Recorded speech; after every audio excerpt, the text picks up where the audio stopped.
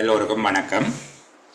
அபிவிருத்தி அலுவலர்கள் தரம் 3 மற்றும் தரம் 2 சேவையாற்றுகின்ற அலுவலர்களுக்கான முதலாவது வினைத்திறமகான் தடைப்பரீட்சை மற்றும் இரண்டாவது வினைத்திறமகான் தடைப்பரீட்சை ஆகியவற்றின் இரண்டாவது வினாத்தாளாக அமைகின்ற கணக்கீட்டு முறைமைகள் அல்லது பொது நிதி முறைமைகள் என அழைக்கப்படக்கூடிய நிதி பரிபாலனம் தொடர்பான இன்னும் ஒரு செயலமர்வில் சந்திக்கிறோம். நாங்கள் திட்டமிட்ட செயலமர்வினுடைய 8வது செயலமர்வு 2024ஆம் ஆண்டு மே மாதம் 19ஆம் தேதி.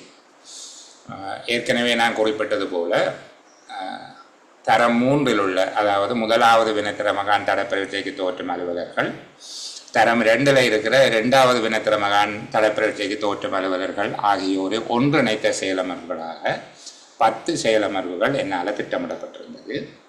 இன்றைக்கு 8வது செயலமர்வு. இன்னும் 2 செயலமர்வுகள் இந்த வகையில் அமையும். இது தவிர ஒவ்வொரு பிரிவுக்கும் பிரத்யேகமாக கற்பிக்கப்பட வேண்டிய சில விடயங்கள் அடையாளப்படுத்தப்பட்டு அது தனியாக வைத்திருக்கப்படுகிறது. இப்போது தரம் 2 இருக்கக்கூடியவர்களுக்கு சில விடயங்களை மேலதிகமாக அல்லது நுணுக்கமாக ஆழமாக கற்பிக்க வேண்டும். அந்த விடயங்களை தரம் 3 இருக்கிற முதலாவது வினைத்திறமகான் தடைப்பரீட்சைக்கு தோற்றுகிற பிள்ளைகளுக்கு அது அவசியம் இல்லை. ஆனால் ஓரளவுக்கு பொது நிதி முறைமைகள் தொடர்பான பொதுவான விடயங்கள், கணக்கீட்டு முறைமைகள் தொடர்பான விடயங்களை 2 தரப்புமே படித்து கொள்ள வேண்டும் என்கிற அடிப்படையில் தான் இந்த செயலமர்வு திட்டமிடப்பட்டிருந்தது. இப்போ அந்த அடிப்படையில் நடக்கும். இன்னும் ஒரு 2 செயலமர்வுகள் பொதுவானதாகவும் அதை விட தனித்தனியாக ஒரு 5 செயலமர்வுகளும். நான் உங்களுக்கு ஆரம்பத்தில் அறிவிச்சிருந்தேன் 10 செயலமர்வு என்று, அப்படி அல்ல 15 செயலமர்வுகள் வரையில் நடக்கும். அதே போல் மற்ற பாடம் தொடர்பாக அது நான் அந்த செயலமர்வில் அதை பற்றி பேசுகிறேன். சரிதானே? இன்றைக்கு இந்த 3வது அத்தியாயத்தை ஒரு விதமாக நாங்கள் பார்க்க இருக்கிறோம். ஒவ்வொரு நாளும் ஒரே மாதிரியாக படிக்க இயலாது, கொஞ்சம் புதுமையாக, கொஞ்சம் வித்தியாசமாக நாங்கள் பார்க்க போகிறோம். நிச்சயமாக அது உங்களுக்கு பலனுள்ளதாக இருக்கும். இதை முழுமையாக புரிந்து கொள்ளக்கூடியதாக இருக்கும். முதல்ல கல்வியினுடைய பிரதானமான விடயம் என்னென்ன, கற்கிற விடயத்தை புரிந்து கொள்ளுவோம். இதுதான் விடயம் என்பது எங்களுக்கு விளங்கினால் அதை 2வதாக அதை பிரயோகிக்க தெரிய வேணும்.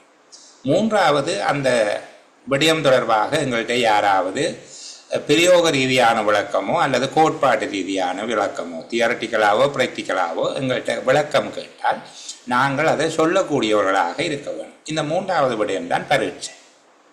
கோட்பாட்டு ரீதியாக உங்களிடம் கேட்டாலும் பிரயோக ரீதியாக உங்களிடம் கேட்டாலும் இந்த விடயம் தொடர்பாக உங்களால் தெளிவாக பதிலளிக்க முடிந்தால் நீங்கள் எந்த பரீட்சையிலும் சித்தியடைவீர்கள். சரிதானே? அது இலங்கை நிர்வாக சேவை பரீட்சையாக இருக்கலாம் அல்லது முதலாவது வினைத்திறமகான் தடைப்பரீட்சையாக இருக்கலாம். எல்லாருக்குமே பாடத்திட்டம் ஒன்று தான். அந்த பாடத்திட்டத்தை நாங்கள் அதை எலாபரேட் பண்ணுற, அதாவது அதை விவரிக்கிற விதம் தான் வேறு விதமாக இருக்கும். அது தொடர்பாக இன்னும் நுணுக்கமாக, இன்னும் ஆழமாக நீங்கள் எதிர்வருங்காலங்களில் படித்து கொள்ள வேணும் என்கிறது என்னுடைய ஒரு பிரார்த்தனை. சரிதானே? இது வெறுமனே என்னமோ ஒரு 40 மார்க்ஸுக்கு ஒரு வழிகாட்டி விடுங்களே என்று கேட்பவர்கள் விதிவிலக்கு சொல்லி நான் அவங்கள இதில் கோவிச்சு கொள்ள இயலாது, ஒவ்வொருவருடைய சூழல். ஆனால் நான் இயலுமான வரைக்கும் இதை ரெக்கார்டிங்கை போட்டுட்டு சொல்லுகிறது, இந்த விடயங்கள் மீது, ஒரு நிதி முகாமைத்துவத்தின் மீது அல்லது நிர்வாகத்தின் மீது ஒரு விருப்பம், ஒரு ஆசை வர வேணும், படிக்க வேணும் என்கிற ஆசை உண்டாக வேணும். என்னுடைய செயலமர்வின் பிரதானமான நோக்கம் அதுதான். இந்த விடயங்கள் மீது ஒரு ஈர்ப்பும் ஒரு நம்பிக்கையும் இது நமக்கு விளங்கும். உங்கள் மீதான ஒரு நம்பிக்கை உங்களுக்கு வர வேணும் என்கிறது என்னுடைய பிரதானமான நோக்கம். சரி, அதிகம் பிரசங்கம் செய்யாமல் பாடத்துக்குள்ளே போவோம். சரிதானே? 3வது அத்தியாயம் நிதி முகாமையும் வகை கூறும் பொறுப்பும் என்று சொல்லப்படுகிற இந்த 3வது அத்தியாயத்தை ஒரு தாளில் நாங்கள் அடக்கி கொண்டோம், ஒரு பேப்பரில் அடக்கிட்டோம். இவ்வளவுதான் விஷயம். சரிதானே? நிதி முகாமை மற்றும் வகை கூறும் பொறுப்பு என்பதை நாங்கள் பொது நிதி மீதான பரிபாலனம் என எடுத்துக்கொள்ளலாம். இப்போ இதில் நாங்கள் என்னென்ன விடயங்களை பார்க்க வேண்டும், என்னென்ன விடயங்களை பார்த்துருக்கிறோம், என்னென்ன விடயங்களை தவற விட்டுருக்கிறோம், அந்த தவற விட்ட விடயங்களை இன்றைக்கு பார்த்து நிறைவு செய்து கொள்ளலாம். சரி, முதலாவது பொது நிதி மீதான பரிபூரணமான கட்டுப்பாடு பாராளுமன்றத்துக்குரியது என்று சொல்லி நாங்கள் பார்த்தோம். இதை பற்றி நான் விளக்கமாக திருப்பி எல்லாம் சொல்ல போகிறதில்லை. நீங்கள் நிறைவாக ஏற்கனவே படித்தாச்சு. இலங்கை ஜனநாயக சோசலிச குடியரசின் அரசியலமைப்பு 17வது அத்தியாயத்தில் நிதி என்கிற 17வது அத்தியாயத்தில் 148 தொடக்கம் 152 வரையான உறுப்புரைகளில் இதை பற்றி பேசப்பட்டிருக்குது என்பது தொடர்பாகவும் பாராளுமன்றத்தினாலே நிறைவேற்றப்பட்ட சட்டங்களின் கீழ் மாத்திரமே ஒரு 10 விடயங்கள் நாங்கள் சொல்லியிருந்தால் அந்த விடயங்களை மேற்கொள்ள முடியும் என்றும் பாராளுமன்றம் பொது நிதியின் மீது பூரணமான கட்டுப்பாடு கொண்டது என்பது தொடர்பாகவும் அழகாக படிச்சிருக்கிறோம். எங்கள்கிட்ட பாராளுமன்றத்தை பற்றி எந்த கேள்வி கேட்டாலும் பொது நிதி மீதான பாராளுமன்றத்தின் கட்டுப்பாடை பற்றி கேள்வி கேட்டால் நாங்கள் முழுமையான புள்ளிக்கு அப்படியே எழுதுவோம். அது படிச்சுட்டோம். 2வது, நிதியமைச்சர். பாராளுமன்றம் செயற்படுகிற வேளையில் நிதியமைச்சர் செயற்படுவார். நிதியமைச்சருடைய வகைவாகம் தொடர்பாக நாங்கள் பேசியிருக்கிறோம். நிதியமைச்சர் எவ்வாறு செயற்படுவார், நிதியமைச்சருடைய பொறுப்பு என்ன என்பதை பற்றி சொல்லிட்டோம். நிதியமைச்சர் செயற்படாத ஒரு வேளையில் ஜனாதிபதி செயற்படுகிற விதம் தொடர்பாக பேசியிருக்காங்க. அதாவது பாராளுமன்றம் கலைக்கப்பட்டிருக்கக்கூடிய வேளையில் பொது நிதியிலிருந்து அல்லது திரட்டு நிதியிலிருந்து ஜனாதிபதி பணத்தை மீளப்பெறுகிற ஏற்பாடு. 2 வகையான ஏற்பாடுகள் இருக்கிறது. ஒன்று பகிரங்க சேவைகளுக்காக, 2வது தேர்தலுக்காக. இதை பற்றியும் நாங்கள் பேசிட்டோம். நிதியமைச்சர் ஆணைச்சீட்டு வழங்குவது தொடர்பாக நாங்கள் அந்த ஏற்பாடும் பார்த்திருக்கிறோம். 150 அரசியலமைப்பு சட்டத்தினுடைய 150வது உறுப்புரையின் கீழ் திரட்டு நிதியிலிருந்து பணத்தை மீளப்பெறுவதற்கான 4 அம்சங்கள். நிதியமைச்சர் ஆணைச்சீட்டு வழங்குவார், பாராளுமன்றம் அனுமதித்திருந்தால் அல்லது பாராளுமன்றத்தில் நிறைவேற்றிய சட்டம் அனுமதித்திருந்தால் மட்டுமே ஆணைச்சீட்டை வழங்குவார், பாராளுமன்றம் கலைக்கப்பட்ட போது ஜனாதிபதி பகிரங்க சேவைகளுக்காக நிதியை வழங்குதல், பாராளுமன்றம் கலைக்கப்பட்ட போது ஜனாதிபதி தேர்தலுக்காக நிதியை வழங்குதல் என்பது தொடர்பாக பேசியிருக்கிறார். 3வது, திரைசேரி. நிதியமைச்சர் சார்பாக திரைசேரி பொது நிதி மீதான கட்டுப்பாட்டை எவ்வாறு பிரயோகிக்கிறது என்பது தொடர்பாக பார்த்தோம். அது 2 விதங்களிலே செய்கிறது. பொதுவான விதிப்பின் மூலமாக செய்கிறது. சிறப்பான சந்தர்ப்பங்களில் நிதியமைச்சருடைய அறிவுறுத்தல்களை பிரதான கணக்கீட்டு உத்தியோகத்தர்களுக்கு வழங்கி அது தொடர்பாக விளக்கம் அளிக்கிறது. இது தொடர்பாக திரைசேரி மேற்கொள்ளும் நடவடிக்கைகள் அவை 2 விதமாக செய்கிறது, 5 விதமான நடவடிக்கைகளை செய்கிறது என்பதை பற்றி பார்த்திருக்கிறோம். இனி நீங்கள் தான் அதை பார்த்துக்கொள்ளவும். சரியா? ஒரு விடயம் நான் சொல்லாமலே விட்டுட்டேன். இந்த திரைசேரி ஒரு வகுப்பில் மானிட்டர் மாதிரி. வகுப்பில் மானிட்டராக இருக்கிற போது திரைசேரி எப்படி ஒரு மானிட்டர் பிள்ளைக்கு என்ன வேலை இருக்கும்? ஒன்று வகுப்பு முழுவதையும் நிர்வகிக்கிறது. ஆசிரியருக்கு அடுத்த நிலையிலிருந்து வகுப்பு முழுவதையும் நிர்வகிக்கிற பொறுப்பும் இருக்கும். அந்த வகுப்பில் ஒரு மாணவராக ஏனைய மாணவர்கள் செய்வது போல தான் செயற்படுகிற வேலையும் இருக்கு. அவர் தனியாக பரிபாலனத்தை மட்டும் செய்ய இயலாது, லீடிங் மட்டும் கொடுக்கிறார். அங்கே ஒபீடியன்ஸும் இருக்கும். அவருடைய கீழ்ப்பணிவு ஏனைய பிள்ளைகள் போல அவரும் எல்லா விதமான விதிகளுக்கும் கட்டப்பட்டவராக ஒரு மாணவராகவும் நடந்து கொள்ள வேண்டிய திரைசேரிக்கு 2 வகைபாகம் இருக்கு. நான் ஒரே நேரத்தில் பேசினால் நீங்கள் குழப்பம் அடையலாம் என்கிற அடிப்படையில் அது இந்த மானிட்டர் ரோலை மட்டும் சொல்லி தந்துட்டு போயிட்டு சரிதானே. திரைசேரி பொது நிதி மீதான நிர்வாகத்தினை எவ்வாறு மேற்கொள்கிறது என்பதை பற்றி பேசிட்டு வந்துட்டேன். ஆனால் திரைசேரியும் ஏனைய திணைக்களங்கள் போல அதுவும் ஒரு திணைக்களம் தான். திரைசேரி ஒரு திணைக்களமாக ஆற்றும் பணிகளவை என்பது தொடர்பில் நாங்கள் இன்றைக்கு பேச வேண்டும். அந்த இடத்துல நான் அடையாளப்படுத்தி வச்சிருக்கிறேன். ஆனால் உங்களுக்கு நான் சொல்ல இல்லை. ஏன்? அங்கே நிர்வாகம் தொடர்பாக நான் அவர் ஒரு மானிட்டர் என்று சொல்லிட்டேன். பாராளுமன்றம், அடுத்தது நிதியமைச்சரோ ஜனாதிபதி, அடுத்தது திரைசேரி தான் என்று சொல்லிட்டு வந்துட்டோம். இப்போ பிரின்சிபல், டீச்சர், மானிட்டர் என்பது போல.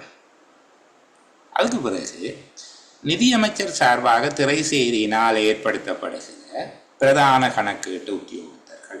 பிரதான கணக்கீட்டு உத்தியோகத்தர் யார் என்பது தெளிவாக நான் சொல்லியிருக்கேன். 4 வகையான பிரதான கணக்கீட்டு உத்தியோகத்தர்கள் இருக்கிறார்கள். அமைச்சரவை அமைச்சின் செயலாளர்கள், இராஜாங்க அமைச்சின் செயலாளர்கள், எந்த ஒரு அமைச்சினாலும் நிர்வகிக்கப்படாத திணைக்களங்கள் உடைய தலைவர்கள், அதுபோல சுயாதீனமான ஆணைக்குழுக்கள், சுயாதீனமான தேசிய நிறுவனங்களினுடைய தலைவர்கள் என்பதாக அவர்களை அடையாளப்படுத்தி பிரதான கணக்கீட்டு உத்தியோகத்தர்களுடைய பணி என்ன என்பது பற்றி அழகாக பேசியிருக்கிறார். இந்த விடயம் கிளியர். சரிதானே? நீங்கள் இனி யாருடைய புத்தகத்தை போய் பார்த்தாலும் தயவு செய்து ஒரு தகுதி வாய்ந்த ஒரு வளவாளருடைய புத்தகத்தை பாருங்கள், குறிப்பாக ஒரு கணக்காளர் எழுதின புத்தகத்தை பார்க்குறது நல்லது. சரிதானே? நான் சொல்லக்கூடியது கிழக்கு மாகாணத்தில் இருக்கிற சகோதரங்கள் ரவீந்திரன் ஐயாண்ட புத்தகம் கிடைச்சா பார்க்கலாம், குறையில்லை. அதுபோல் வடக்கு மாகாணத்தை சேர்ந்தவர்கள் நாகராஜா ஐயாவினுடைய புத்தகம் கிடைச்சா பார்க்கலாம். இனி விளங்கும், இது வரைக்கும் விளங்குமோ இல்லையோ தெரியலை, இனி விளங்கும். இல்லை ஒன்றும் வேண்டாம், ஒரிஜினல் புத்தகம் நான் போட்டிருக்கேன்னு அதையே பார்க்கலாம். கையில் புத்தகம் வச்சிருந்தால் பார்த்து கொள்ளலாம். ஆனால் இல்லை, ஒரிஜினலாகவே புக் போட்டிருக்குது, அதையே நீங்கள் பார்க்கலாம், ஒரு குறைபாடும் இல்லை.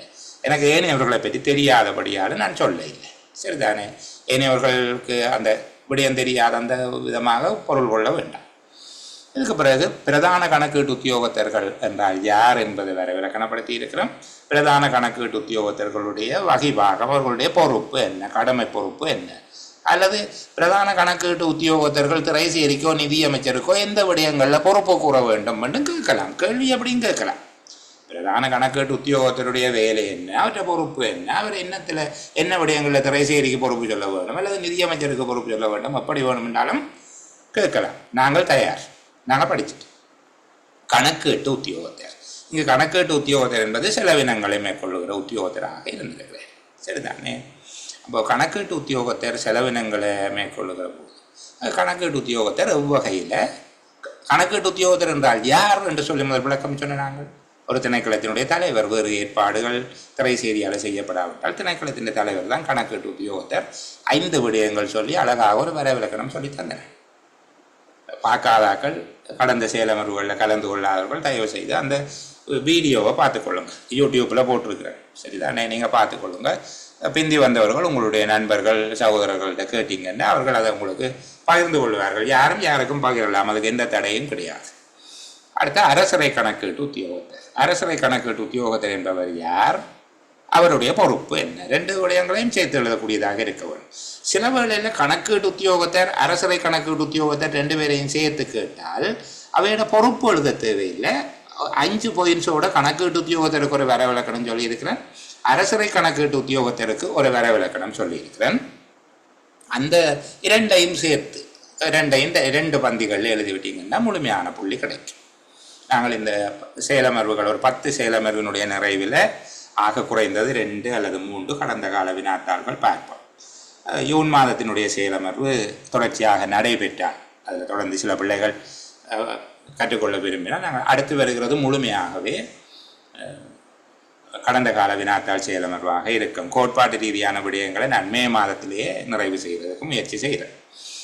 இதுக்கு பிறகு இந்த கணக்கீட்டு உத்தியோகத்தர் மற்றும் அரசுரை கணக்கீட்டு உத்தியோகத்தர்கள் தங்களுடைய கடமைகளை கையளிப்பது தொடர்பாக, கணக்கீட்டு உத்தியோகத்தர் அதாவது செலவினம் தொடர்பான கடமைகள் கணக்கீட்டு உத்தியோகத்தருக்குரியது, அவர் அதனை கையளிப்பது தொடர்பாக நிதி ஒழுங்கு விதி 135 தொடக்கம் 139 வரையான பகுதிகளை நாங்கள் அழகாக பார்த்திருக்கோம். கணக்கீட்டு உத்தியோகத்தர் தன்னுடைய செலவின கடமைகளை கையளித்தல் என்பது ஒரு நிதி செலவு ஏற்பாடு செய்யப்பட்டதிலிருந்து நிதி கொடுப்பனவு செய்யப்படும் வரையிலான கடமைகளை 4 பிரிவாக அவர் பிரிக்கிறார். அனுமதி அளித்தல் என்றால் என்ன, அனுமதி அளிக்கும் உத்தியோகத்தர் கணக்கீட்டு உத்தியோகத்தருக்கு என்னென்ன விடயங்களில் பொறுப்பு கூற வேண்டியவராக இருக்கிறார், அழகாக பேசி இருக்கிறோம். அதை விட குரல் ஒலிப்பதிவும் தனியாக பதிவு செய்திருக்கிறார்.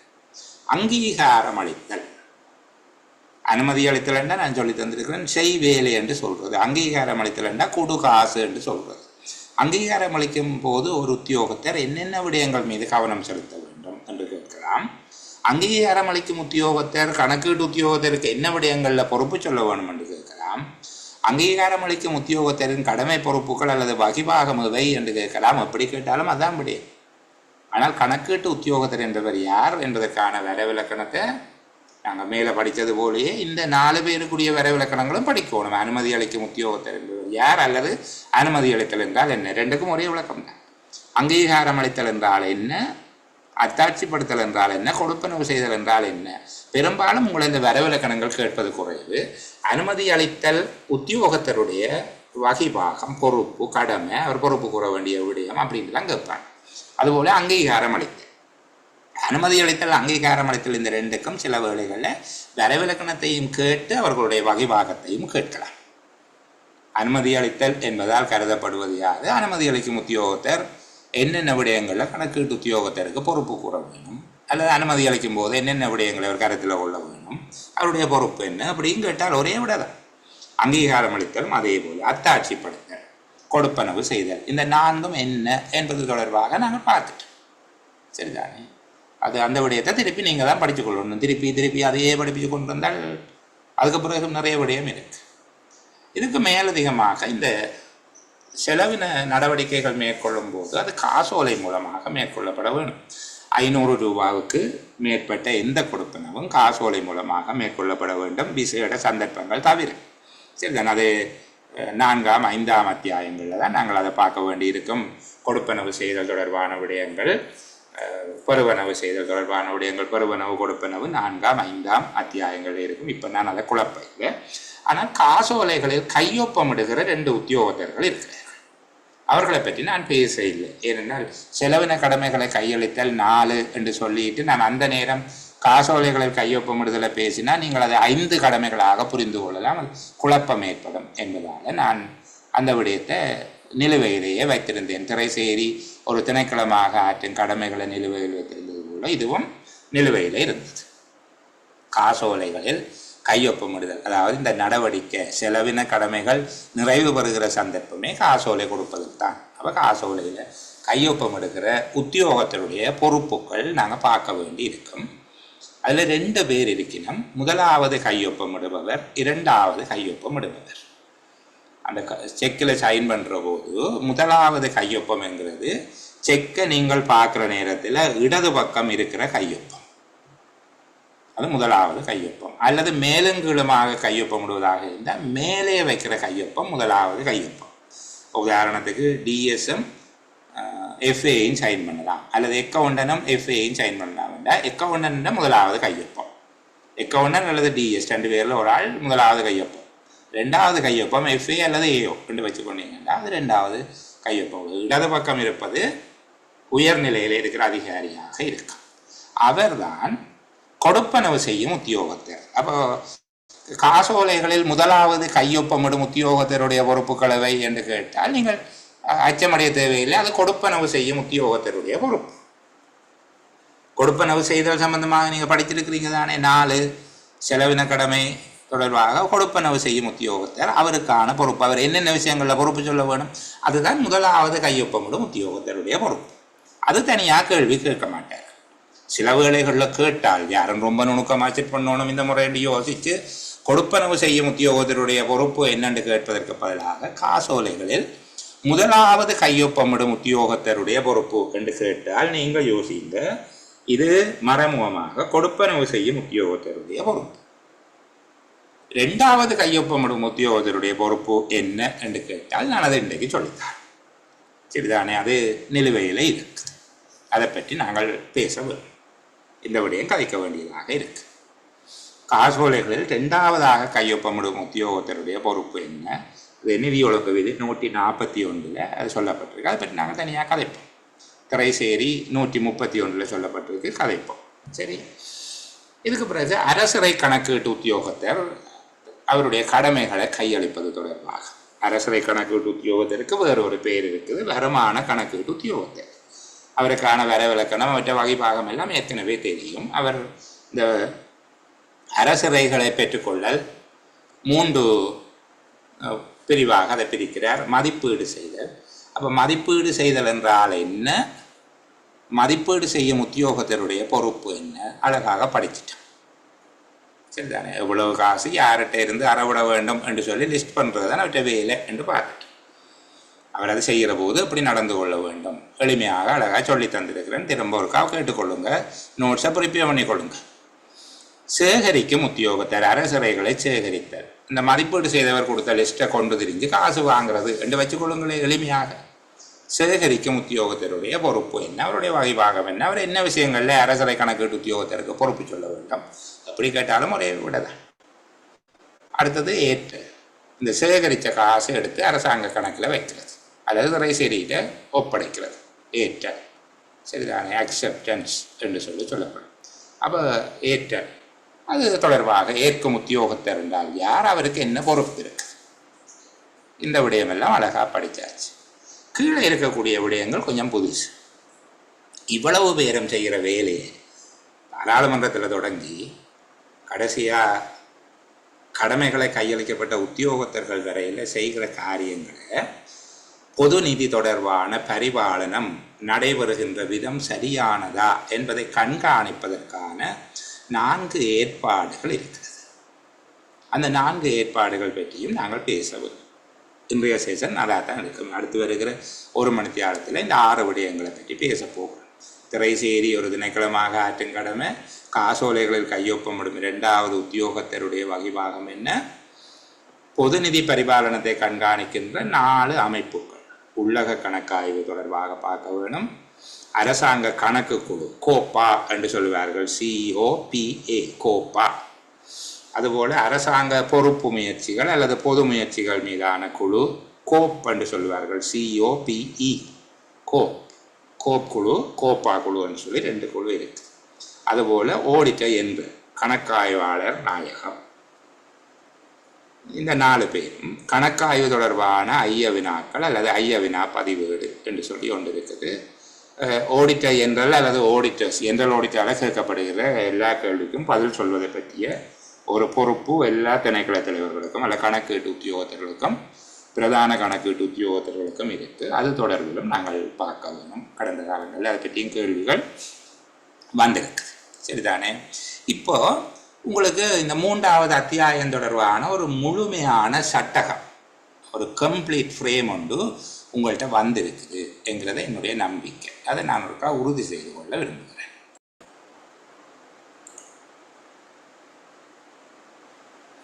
சரி, ரொம்ப தெளிவாக எல்லாருக்கும் விளங்கி இருக்குது என்று நான் கருதி கொள்ளுகிறேன். உங்களுடைய பின்னூட்டங்கள் நீங்கள் போட்டிருக்கிற மெசேஜை வச்சுக்கோங்க. இப்போ நாங்கள் அடுத்த கட்டத்துக்கு போவோம். நாங்கள் இதில் திரைசேரி சம்பந்தமாக ஒரு வகைபாகம் ஏற்கனவே பார்த்துட்டோம் என்று சொல்லியிருக்கிறேன். அதாவது பொது நிதி மீது திரைசேரி எவ்வாறு நிர்வாகத்தை மேற்கொள்கிறது என்பது தொடர்பில் நாங்கள் அழகாக பார்த்துருக்கிறோம். அது நிதி ஒழுங்கு விதி 126 இருக்குது. திரைசேரியின் மேற்பார்வையும் கட்டுப்பாடும். திரும்ப ஒரு தெளிவுபடுத்தலுக்காக அதை பார்த்து கொள்ளுங்கள். சரிதானே? பொது நிதியின் மீதான திரைசேரியின் மேற்பார்வையும் கட்டுப்பாடும் என்பதாக அது இருக்கும். நீங்கள் அந்த பகுதியை பார்த்துக்கொள்ளுங்கள். நாங்கள் 2வதாக பார்க்க போகிறது, இப்போது நான் ஏற்கனவே சொன்னது போல் திரைசேரியும் ஒரு திணைக்களம் தான். ஒரு வகுப்பில் மானிட்டர் இருந்தாலும் அதுக்கு மேலே மானிட்டரும் ஒரு மாணவன் தான். அவரும் ஹோம்வொர்க் செய்யணும், அந்த வேலைகள் எல்லாம் செய்ய வேணும். என்ன? அப்போ இந்த அடிப்படையில் நிதி ஒழுங்கு விதி 131 அதை பற்றி பேசுது. திரைசேரி ஒரு திணைக்களமாக ஆற்றும் நிர்வாக கடமைகள். சரிதானே? திரைசேரி ஒரு திணைக்களமாக ஆற்றும் நிர்வாக கடமைகள் எவை என்று கேட்கப்பட்டால், நிதி ஒழுங்கு விதி 126 சொல்லப்பட்ட கடமைகள் அது நாங்கள் தனியாக அது சூப்பர் பவர், அதை விடுவோம். சரிதானே? திரைசேரியின் செயலாளர் நிதியமைச்சின் செயலாளர், அவர் பிரதான கணக்கீட்டு உத்தியோகத்தர்.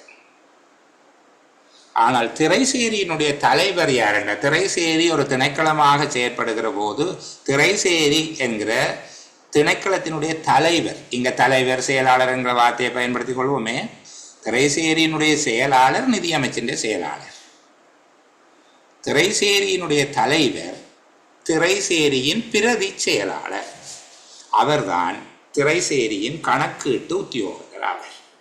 திரைசேரியின் செலவுக்கென திரைசேரிக்கு ஒரு ஓட் போட்டு அது காசு ஒதுக்கப்பட்டிருந்தால் என்ன ஒதுக்கப்படும். சரிதானே? அதனுடைய கணக்கீட்டு உத்தியோகத்தர் திரைசேரியின் பிரதி செயலாளர்.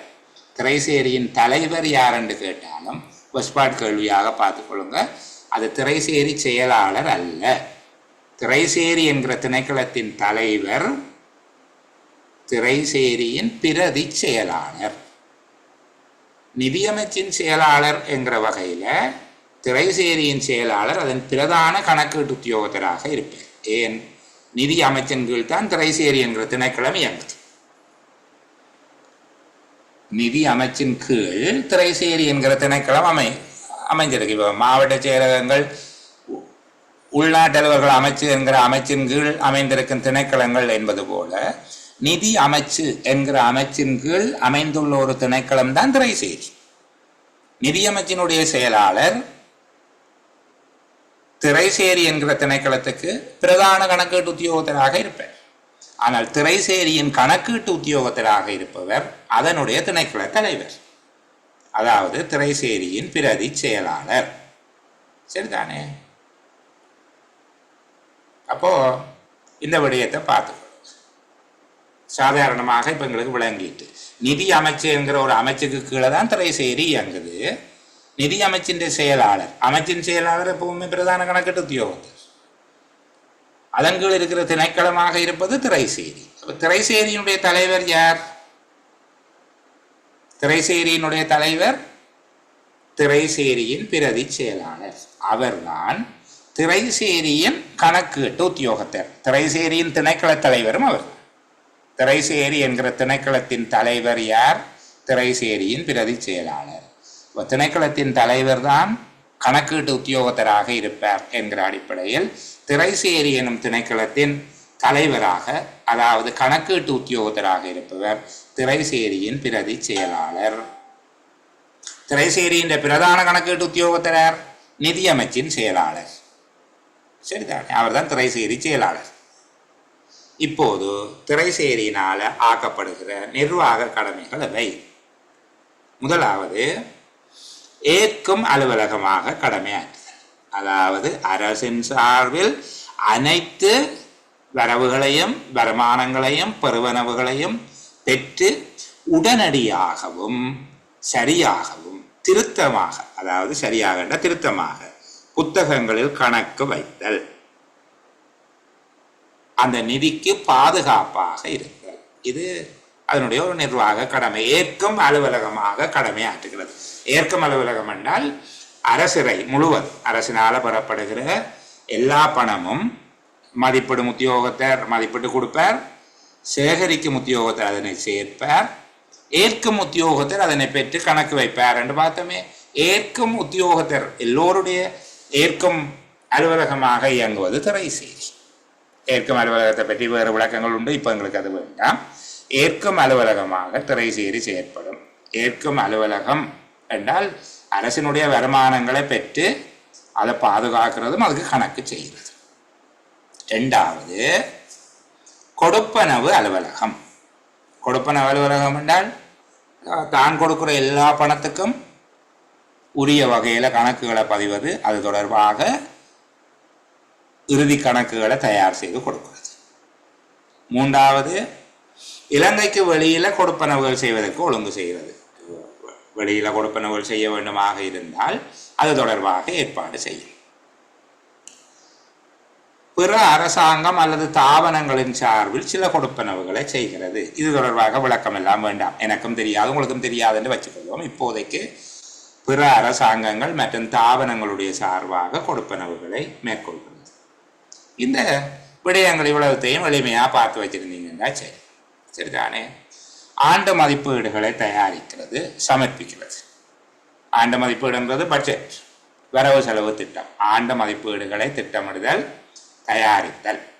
சரிதானே?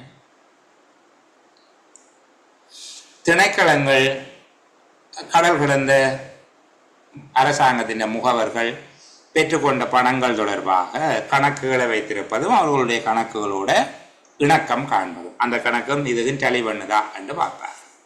சரி, அதுபோல திரட்டு நிதியத்தில் இருந்து கட்டு நிதி வழங்குவது, முற்பணங்கள் வழங்குவது, அது தொடர்பான எல்லா பதிவுகளையும் வைத்துக்கொள்வது, கொடுத்த பணத்துக்கு பற்றுச்சீட்டு பெறுவது, எங்கேயாவது பணம் உபயோகம் இல்லாமல் இருந்தால், வழங்கப்பட்ட கட்டு நிதி பயன்படுத்தப்படாமல் இருந்தால் அந்த கட்டு நிதியை மீள பெற்று தேவையான இடத்துக்கு திருப்பி கொடுக்குறது. சில வேளை இம்ப்ரெஸ் கூட இருக்குன்னா அங்கே இருந்து எடுத்து கொடுப்பாங்க, கட்டு நிதி பயன்படுத்தப்படாமல் இருந்தால். சரிதானே? கடைசியாக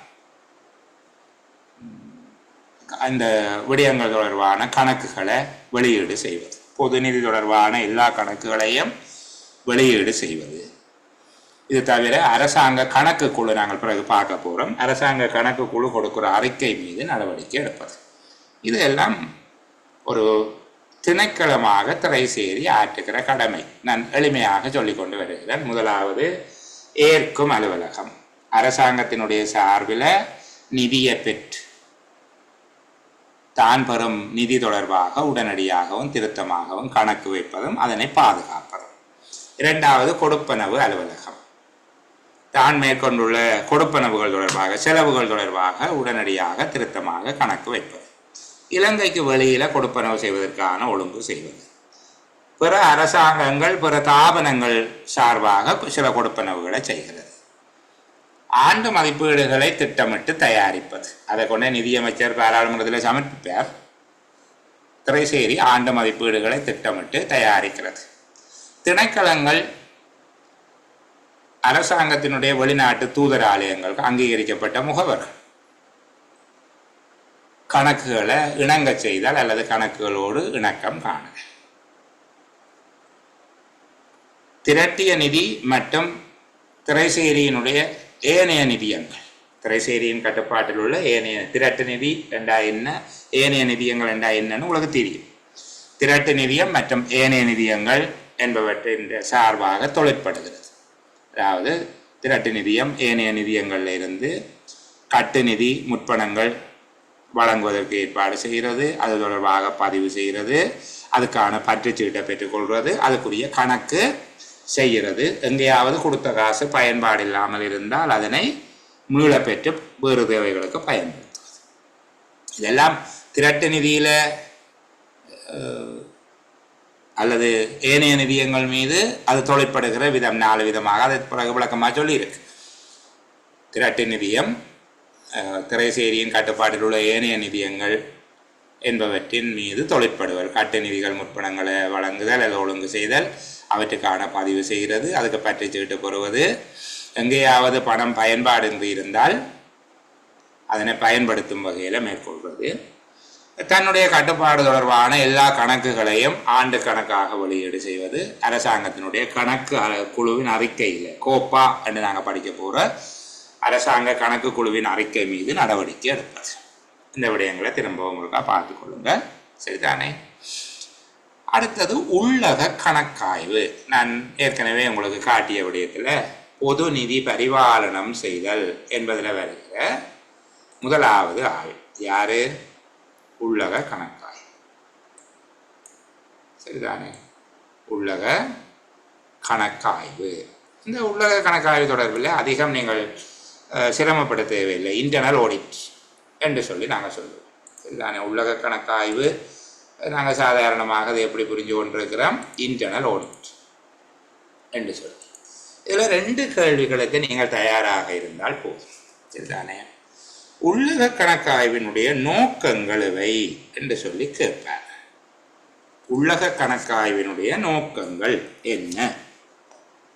இந்த உள்ளக கணக்காய்வினுடைய நோக்கம் தொடர்பாக பேசுகிற போது அது 3 நோக்கங்களை கொண்டதாக இருக்கும்.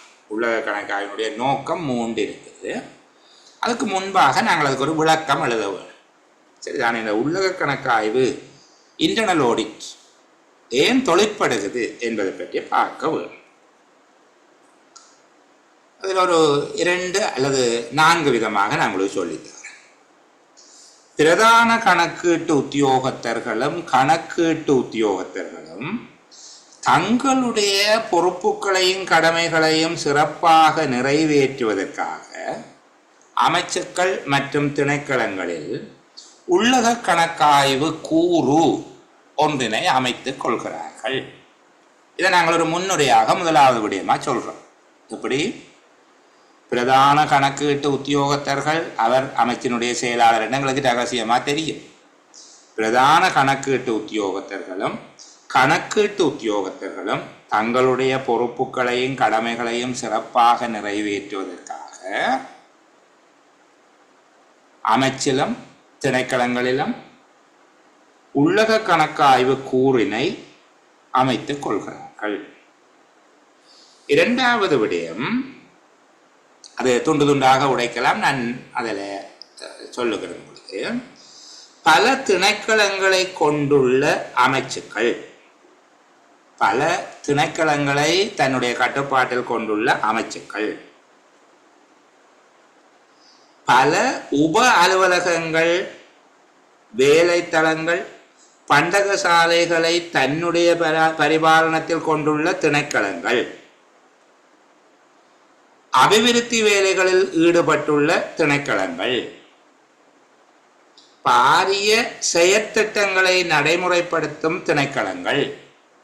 இதுக்குள்ள 4 கேட்டகரியானாக்களை சொல்றேன், திருப்பி ஞாபகப்படுத்தி கொண்டு வரேன் பாருங்க. பல திணைக்களங்களை தமது பரிபாலனத்தின் கீழ் கொண்டுள்ள அமைச்சுக்கள், பல உப அலுவலகங்கள், வேலைத்தளங்கள், பண்டகசாலைகளை தனது நிர்வாகத்தின் கீழ் கொண்டுள்ள திணைக்களங்கள், அபிவிருத்தி வேலைகளில் ஈடுபட்டுள்ள திணைக்களங்கள், பாரிய செயற்திட்டங்களை நடைமுறைப்படுத்தும் திணைக்களங்கள் என்பவை கட்டாயமாக உள்ளக கணக்காய்வு கூறு ஒன்றினை நிறுவுதல் வேண்டும் என திரைசேரியினால் அறிவுறுத்தப்பட்டதற்கு அமைவாகவும் அமைச்சுக்கள் திணைக்களங்கள் உள்ளக கணக்காய்வு கூறுகளை நிறுவிக் கொள்கின்றன. இப்ப 2 காரணங்களுக்காக உள்ளக கணக்காய்வு கூறு நிறுவப்படுவதை நான் உங்களுக்கு சொல்லி தந்திருக்கிறேன். முதலாவது, பிரதான கணக்கீட்டு உத்தியோகத்தரும் கணக்கீட்டு உத்தியோகத்தர்களும் தங்கட வேலையை சரியா செய்யணும் என்றதுக்காக உள்ளக கணக்காய்வு கூற நிறுவிக்கொள்கிறார்கள். 2வது, திரைசேரி சொல்லி இருக்கு நீங்கள் எல்லாம் கட்டாயம் உள்ளக கணக்காய்வு கூறு வச்சிருக்க வேணும் என்று, அதனாலேயே நிறுவிக்கொள்கிறார்கள். சரிதானே? இவ்வாறு உள்ளக கணக்காய்வு கூறினை நிறுவிக்கொள்வதன் பிரதான நோக்கங்களாக 3 நோக்கங்கள் இருக்கிறது. இனித்தான் நீங்கள் நோக்கங்களை எழுத வேண்டும். நோக்கங்கள் என்று கேட்டாலும் இந்த 2 விடயத்தையும் எழுதிட்டுத்தான் இவ்வாறு நிறுவப்படுவதன் நோக்கங்களாக கீழ்வருவனவற்றை குறிப்பிடலாம். ஏற்கனவே சொன்னதுக்கு இலக்கம் போட்டு எழுதக்கூடாது. இது 2 பந்தியில நீங்க தனித்தனியாக எழுத வேணும். முதலாவது பந்தியில என்ன எழுத போறீங்க? பிரதான கணக்கீட்டு உத்தியோகத்தர்களும் கணக்கீட்டு உத்தியோகத்தர்களும் தங்களுடைய பொறுப்புகள் கடமைகளை சிறப்பாக நிறைவேற்றுவதற்காக அமைச்சுக்களிலும் திணைக்களங்களிலும் உள்ளக கணக்காய்வு கூறினை நிறுவிக்கொள்கிறார்கள். 2வது, பல திணைக்களங்களை பரிபாலனம் செய்கின்ற அமைச்சுக்களிலும் பல உப அலுவலகங்கள், வேலைத்தளங்கள், பண்டகசாலைகளை நிர்வகிக்கின்ற திணைக்களங்களிலும் அபிவிருத்தி வேலைகளில் ஈடுபட்டுள்ள திணைக்களங்களிலும் பாரிய செயற்திட்டங்களை நடைமுறைப்படுத்தும் திணைக்களங்களிலும் கட்டாயமாக உள்ளக கணக்காய்வு கூறு நிறுவப்பட வேண்டும் என திரைசேரியால் அறிவுறுத்தப்பட்டதற்கு அமைவாக உள்ளக கணக்காய்வு கூறு நிறுவப்படுகிறது. அமைச்சிலும் திணைக்களங்களிலும் உள்ளக கணக்காய்வு கூறு நிறுவப்படுகிறது. இவ்வாறான உள்ளக கணக்காய்வின் நோக்கங்களாக கீழ்வருவனவற்றை குறிப்பிடலாம். இவ்வாறான உள்ளக கணக்காய்வின் நோக்கங்களாக கீழ்வருவனவற்றை குறிப்பிடலாம். 3 நோக்கம்தான் சொல்ல போறோம். முதலாவது, திறமையான ஒரு உள்ளக கட்டுப்பாடு அங்கு இருக்கிறதா அந்த அமைச்சோ திணைக்களம். சரிதானே? ஒரு திணைக்களத்தில் நிதி நடவடிக்கைகள் தொடர்பில் ஒரு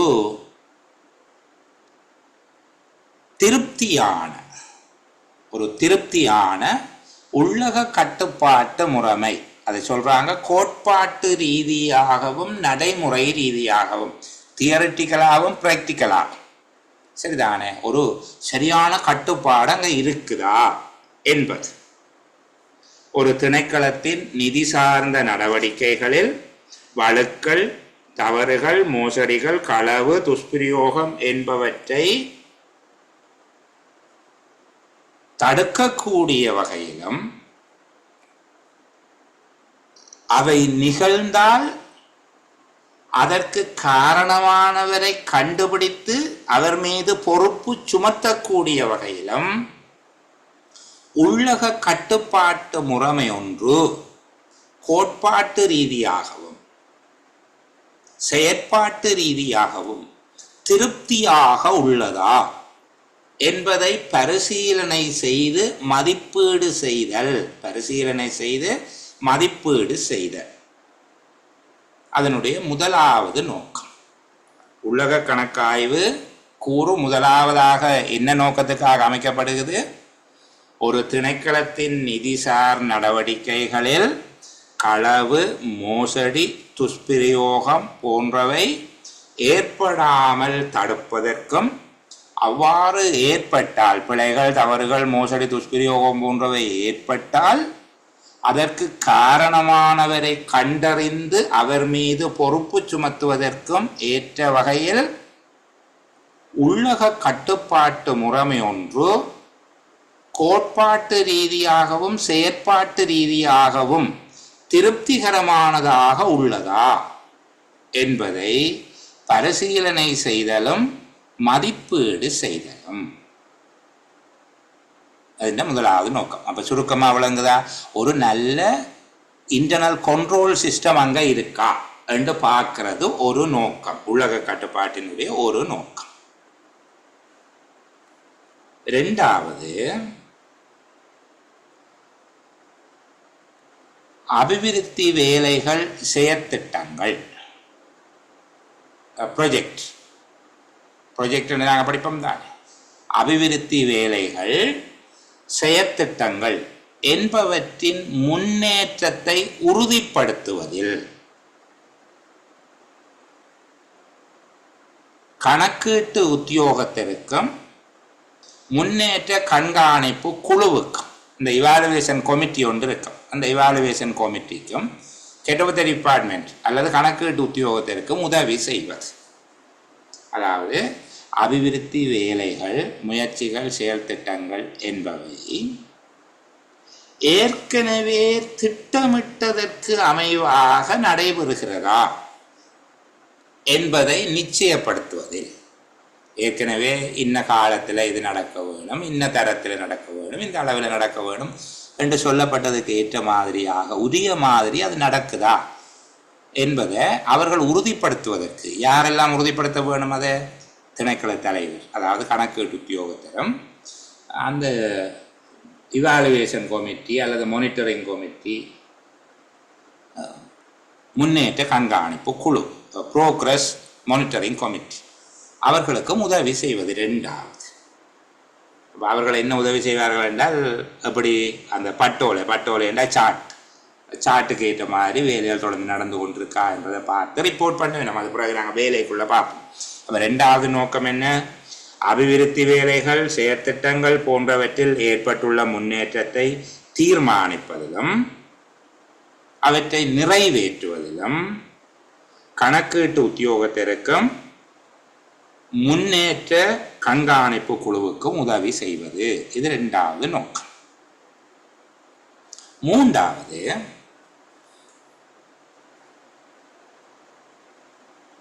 அபிவிருத்தி வேலைகள், செயற்திட்டங்களில் ஈடுபட்டுள்ளவர்கள், அதாவது அதை செய்பவர்கள், இம்ப்ளிமெண்டிங் ஏஜென்ட், இம்ப்ளிமெண்டிங் பார்ட்னர், அதாவது அவற்றை அமுல்படுத்துபவர்கள் அதை செய்து கொண்டிருப்பார்கள். திணைக்கள தலைவர், முன்னேற்ற கண்காணிப்பு குழு அது தொடர்பாக பார்வையிட்டு அந்த விடயங்களை, தடைகள், தாமதங்கள் இருந்தால் அதை நீக்கி உரிய காலத்தில் நடக்கிறதுக்கு ஏற்பாடு செய்ய வேண்டும். அப்போ இங்கே 3 தரப்பு இருக்கு.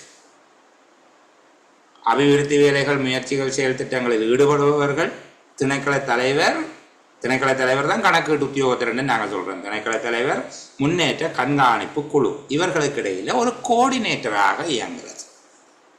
உள்ளக கணக்காய்வு குழு, இன்டர்னல் ஆடிட், இந்த 3 பேருக்கும் இடையில் ஒரு இணைப்பாக செயற்படும். அவர்களுடைய விவரங்களை இவர்கிட்ட கொடுத்து அந்த தடைகள், தாமதங்களுக்கு வழிமுறையை சொல்லி இப்படியெல்லாம் செய்யும். இப்போ 3 நோக்கம் எளிமையாக ஞாபகம் வச்சுருங்க.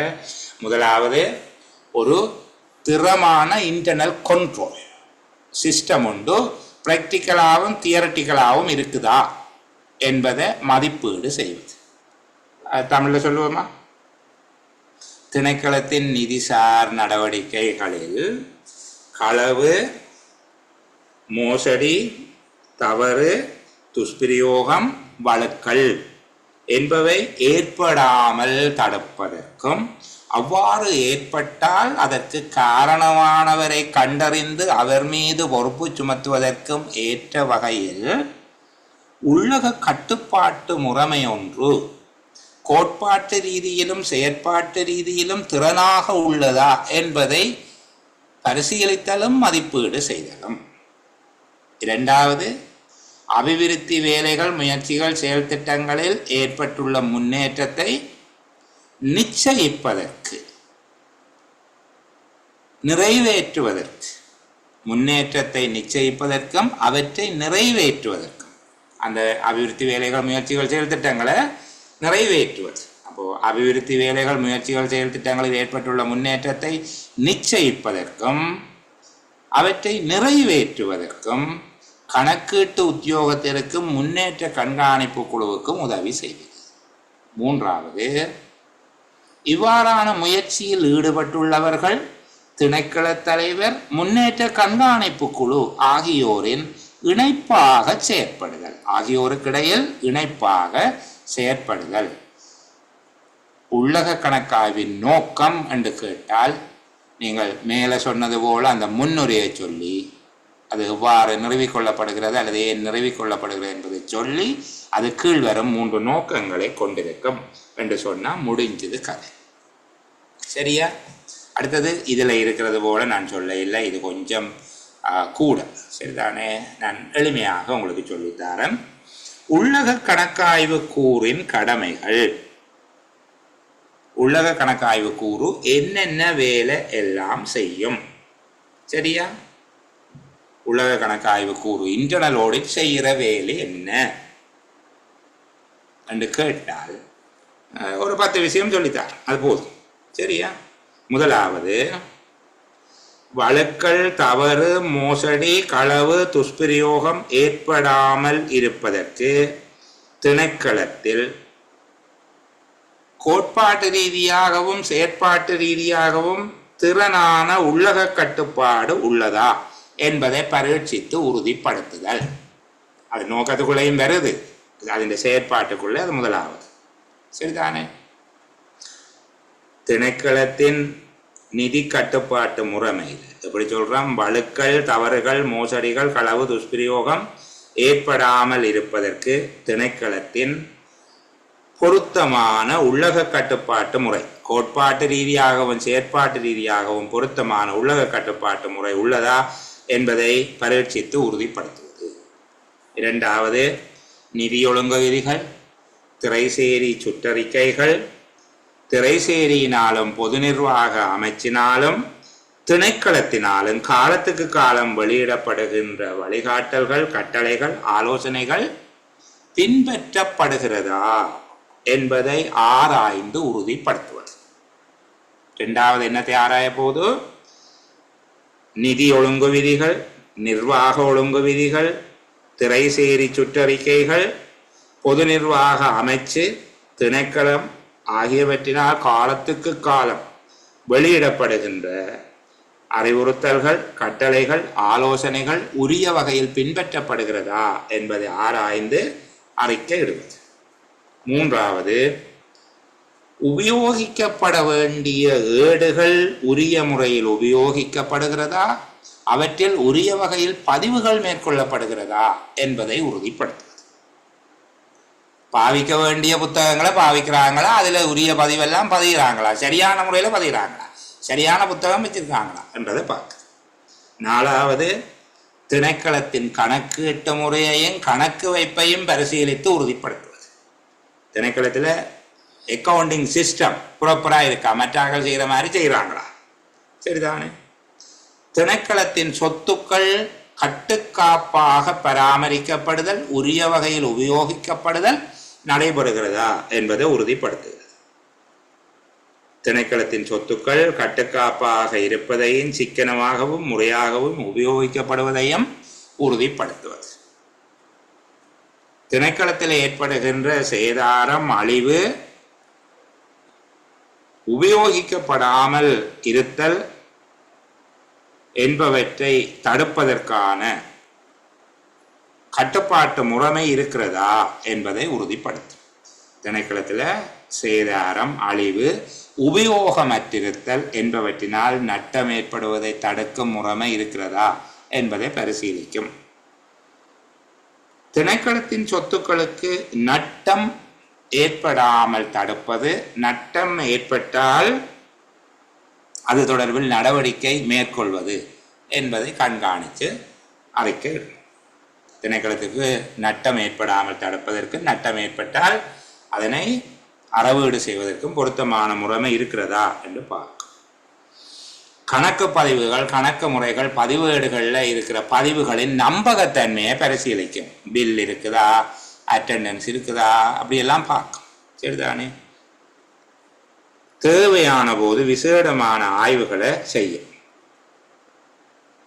திணைக்களத்தினுடைய நடவடிக்கைகள் அதன் நோக்கத்தை அடையும் வகையில் காணப்படுகிறதா என்பதை பரிசீலிக்கும். நான் சொன்னதை ரிப்பீட் பண்ணி சொல்ல இல்லை, பிள்ளைகளுக்கு விளக்கமாக ரொம்ப எளிமையாக இருக்க சொல்லிட்டு போகிறேன். முதலாவது, தவறு நடக்காமல் கண்காணிக்கிறதுக்கு பொருத்தமான முறை இருக்கான்னு பார்க்கும். ரெண்டாவது, எல்லா விதமான நிதி ஒழுங்கு விதிகள், FR, financial circular, E code, PSC regulation, இப்படி எல்லாம் உரிய முறையில் பின்பற்றப்படுதா என்று பார்க்கும். உரிய பதிவேடுகள், படிவங்கள், எல்லா ஃபார்ம்ஸும் உரிய ஃபார்ம்ஸை பாவிக்கிறாங்களா, உரிய ரெஜிஸ்டரை பாவிக்கிறாங்களா, எல்லாம் சரியாக பதிகிறாங்களா என்று பார்க்கும். எளிமையாக சொல்கிறேன், முதல் சொன்னதை திருப்பி கேட்டு எழுதி கொள்ளுங்க. நாலாவது, அக்கவுண்டிங் சிஸ்டம், அக்கவுண்ட்ஸ் ரெண்டையும் பார்க்கும். கணக்கு வைப்பு முறைமையையும் கணக்கீட்டினையும் பார்க்கும். திணைக்கள சொத்துக்கள் கட்டுக்காப்பாக இருக்கிறதா, சிக்கனமாக முறையாக உபயோகிக்கப்படுகிறதா, உரிய வகையில் தீர்வு செய்யப்படுகிறதா, நட்டங்கள் ஏற்படாமல் பாதுகாக்கிறார்களா, நட்டம் ஏற்பட்டால் அறவிடுகிறார்களா, உத்தியோகத்தர்களுக்கு வழங்கப்பட்ட பொறுப்புகளை அவர்கள் உரிய வகையில் நிறைவேற்றுகிறார்களா, அதாவது உரிய நேரத்துக்கு வருகினமா, உரிய நேரத்துக்கு போகினமா, மூமெண்ட் ரேஷனில் பதிஞ்சிருக்கிறாங்களா, அட்டெண்டன்ஸ் ரேஷனில் சைன் பண்ணுறாங்களா, அதான் பார்க்குறது. திணைக்களத்தில் உத்தியோகத்தர்களுக்கு வழங்கப்பட்ட பொறுப்புகளை நிறைவேற்றுவதில் அவர்கள் காட்டும் செயற்பாட்டு திறனை மதிப்பீடு செய்யும். கணக்குகள் என்னதும் கணக்கு பதிவுகள் என்னதும் நம்பகத்தன்மையை உறுதிப்படுத்தும். தேவையான போது விசேடமான பரிசீலனைகளை செய்து ஆலோசனைகளையும் வழங்கும். திணைக்களத்தின் நடவடிக்கைகள் திணைக்களத்தின் நோக்கத்தை அடையும் வகையில் விஷன், மிஷன், கோல், ஒப்ஜெக்டிவ் என்று படிச்சிருப்பீங்க. அவ்வாறு அவற்றை அடைவன் வகையில் செயற்படுகிறதா என்பதை பற்றி பார்க்கிறது தான் உள்ளக கணக்காய்வின் வேலை. இவ்வளவு படித்தா காணும். சரிதானே? அவள் உள்ளக கணக்காய்வின் நோக்கம் 3 சொல்லி தந்தனான். உள்ளக கணக்காய்வின் பணிகள் 10 சொல்லி தந்திருக்கிறேன். அவ்வளவையும் அழகாக பார்த்தீங்கன்னா சரி. இன்னும் ஒரு விடயம் மேலதிகமாக நான் உங்களுக்கு சொல்லி தந்துட்டு போகிறேன். உள்ளக கணக்காய்வு கூறின் சுதந்திரத்துக்காக செய்யப்பட்டுள்ள ஏற்பாடுகள். உள்ளக கணக்காய்வு கூறு சுதந்திரமானது. சரிதானே? அது ஒரு இண்டிபெண்டன்ஸ், ஃப்ரீடமாக செயற்படும். மற்றவர்கள் அதில் தலையிடுகிறார். அதுக்கு என்ன ஏற்பாடு செய்திருக்கிறாங்க? 3 ஏற்பாடு இருக்கு. ஒன்று, அது அக்கவுண்ட் என்ற கொண்ட்ரோலில் இருக்கக்கூடாது. உள்ளக கணக்கு ஆய்வு கூறு அக்கவுண்ட் என்ற கொண்ட்ரோலில் இருக்காது. என்ன இருக்கக்கூடாதுல்ல, இருக்காது. ரெண்டாவது, அது பிளானிங் என்ற கொண்ட்ரோலில் இருக்காது, அல்லது பிளானிங்கில் அடங்கி இருக்காது. மூன்றாவது, நேரடியாக திணைக்கள தலைவருக்கு அறிக்கை செய்யும். 3 தான் சுதந்திரம். எப்படி எழுதியிருக்கிறாங்கன்னு பாருங்க. திணைக்களத்தின் நிதி சம்பந்தமான வேலைகள், கணக்கீட்டு வேலைகளை நடத்துபவர் அல்லது நடத்துவதற்கு பொறுப்பாயிருப்பவரின் கட்டுப்பாட்டில் இருந்து விலகி இருக்கும். அதான் அக்கவுண்ட் என்ற கட்டுப்பாடுலேருந்து விலகி இருக்கும். அப்படி எழுதக்கூடாது. சரிதானே? நாங்கள் எப்படி சொல்கிறோம், இந்த இடத்துல பிரிக்கிறோம். சரிதானே? இந்த சுதந்திரம் பெற்றிருத்தல் வேண்டும் என்கிற பயனிலையை பொதுவாக வச்சுக்கொள்ளுங்க. திணைக்களத்தின் நிதி சம்பந்தமான வேலைகள், கணக்கீட்டு வேலைகளை நடத்துபவர் அல்லது நடத்துவதற்கு பொறுப்பாயிருப்பவரின் கட்டுப்பாட்டில் இருந்து சுதந்திரம் பெற்றிருத்தல் வேண்டும். இங்கே இருந்ததுங்களேன், உள்ளக கணக்கு பரிசோதனை கூறு சுதந்திரம் பெற்றிருத்தல் வேண்டும். முதலாவது, அக்கவுண்டில் இருந்து வெளியில இருக்கும். திணைக்களத்தின் நிதி சம்பந்தமான வேலைகள், கணக்கீட்டு வேலைகளை உண்மையில் நடத்துபவர் அல்லது நடத்துவதற்கு பொறுப்பாயிருப்பவரின் கட்டுப்பாட்டில் இருந்து உள்ளக கணக்காய்வு கூறு சுதந்திரம் பெற்றிருக்க வேண்டும். ரெண்டாவது, திணைக்களத்தின் வேலைகள், இங்கே இருந்து வாருன்னா, திணைக்களத்தின் வேலைகள், சேவைகள் திட்டங்கள் முயற்சிகளை நிறைவேற்றுவதில் ஈடுபட்டிருப்பவர்கள் நிறைவேற்றுபவர்களின் கட்டுப்பாட்டில் இருந்து உள்ளக கணக்காய்வு கூறு சுதந்திரம் பெற்றிருக்க வேண்டும். இரண்டாவது விடயம் விளங்குதா? திணைக்களத்தினால் மேற்கொள்ளப்படும் வேலைகள், சேவைகள், திட்டங்கள், முயற்சிகளை நிறைவேற்றுபவர்களின் கட்டுப்பாட்டில் இருந்து உள்ளக கணக்காய்வு கூறு சுதந்திரம் பெற்றிருக்க வேண்டும். மூன்றாவது, உள்ளக கணக்காய்வு கூறு நேரடியாக திணைக்கள தலைவருக்கு அறிக்கை செய்தல் மிகவும் அவசியம். வேறு யாக்களுக்கு கூட போகக்கூடாது, ஏஓக்குள்ளார போகிறது, அக்கௌண்டனுக்கால போகிற, ஏஐபிக்குள்ளார போகிற எல்லாம் செய்யலாம். டிரெக்டாக ரிப்போர்ட் கொடுக்க வேணும் டிபார்ட்மெண்ட் கேட்டுக்கிறார். சரியா? மூன்று விஷயம் அழகாக இருக்கு பாருங்க. வாசித்த பிறகு நீ விளங்க. உள்ளக கணக்காய்வு கூறின் சுதந்திரத்துக்காக செய்யப்பட்டுள்ள ஏற்பாடுகள். முதலாவது என்ன சொன்னாங்க? நிதி தொடர்பான வேலைகள், கணக்கீட்டு வேலைகளை நிறைவேற்றுபவருடைய கட்டுப்பாட்டில் இருந்து விலகி இருத்தல். இரண்டாவது, திணைக்களத்தின் வேலைகள், திட்டங்கள், முயற்சிகளை நிறைவேற்றுபவரின் கட்டுப்பாட்டில் இருந்து விலகி இருத்தல். மூன்றாவது, நிதி சம்பந்தமான விடயங்கள், கணக்கீட்டு விடயங்கள் பற்றி திணைக்கள தலைவருக்கு நேரடியாக அறிக்கை செய்தல். இப்போ உள்ளக கணக்காய்வு கூறின் நோக்கம் தெரியும், உள்ளக கணக்காய்வு கூறின் பணி தெரியும், உள்ளக கணக்காய்வு கூறின் சுதந்திரத்துக்காக செய்யப்பட்டுள்ள ஏற்பாடுகள் மூன்று தெரியும். இப்போ நாங்கள் அடுத்ததாக பார்க்க வேண்டிய விடயமாக அடையாளப்படுத்தினாங்கள் காசோலைகளில் கையொப்பமிடுபவர் சம்பந்தமாக இடையில விட்டுட்டு போயிட்டோம். உள்ளக கணக்காய்வு கூறுக்குள்ள இறங்கிட்டோம். இருந்தாலும் காசோலைகளில் கையொப்பமிடுபவர் சம்பந்தமாக ஒரு சொல்லிட்டு போக வேண்டும். சரிதானே? காசோலைகளில் கையொப்பமிடுபவர் 2 பேர். முதலாவது கையொப்பம், இரண்டாவது கையொப்பம் என அமைந்திருக்கும். முதலாவது கையொப்பமிடுபவர் கொடுப்பனவு உத்தியோகத்தராக இருப்பார். ஆகவே முதலாவது கையொப்பமிடுபவருடைய பொறுப்புகள் என்னென்று கேட்டால், நீங்கள் கொடுப்பனவு உத்தியோகத்தருடைய பொறுப்புகளை சொன்னால் சரி. இரண்டாவது கையொப்பமிடுபவர் என்பவருடைய பொறுப்புகள் எவை என்று சொல்லி கேட்பார்களாக இருந்தால், நீங்கள் நிதி ஒழுங்கு விதி 141க்கு போக வேண்டும். நிதி ஒழுங்கு விதி 141 அந்த விடயம் தொடர்பாக சொல்லப்பட்டிருக்கிறது. நாங்கள் கொஞ்சம் எளிமையாக பார்ப்போம். சரிதானே?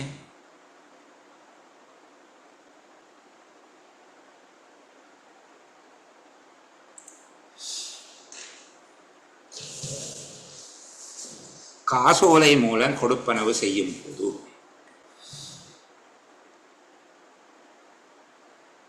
அதிகாரமளிக்கப்பட்ட 2 உத்தியோகத்தர்கள் அந்த காசோலையில் கையொப்பமிட வேண்டும். காசோலை மூலமாக திணைக்களம் கொடுப்பனவை மேற்கொள்ளும் போது அதிகாரமளிக்கப்பட்ட 2 உத்தியோகத்தர்கள் அந்த காசோலையில் கையொப்பமிட வேண்டும்.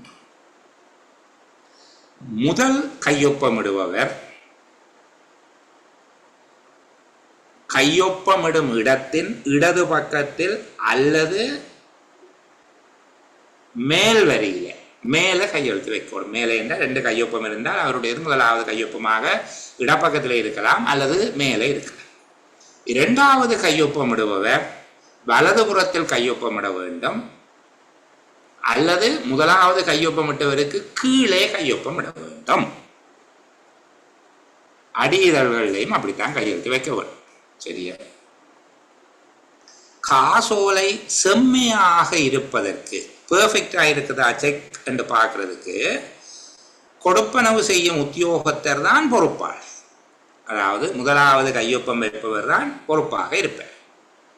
ஆனால் இரண்டாவதாக கையொப்பம் வைப்பவர் கீழ்வரும் விடயங்கள் தொடர்பில் கணக்கீட்டு உத்தியோகத்திற்கு பொறுப்பு கூற வேண்டும்.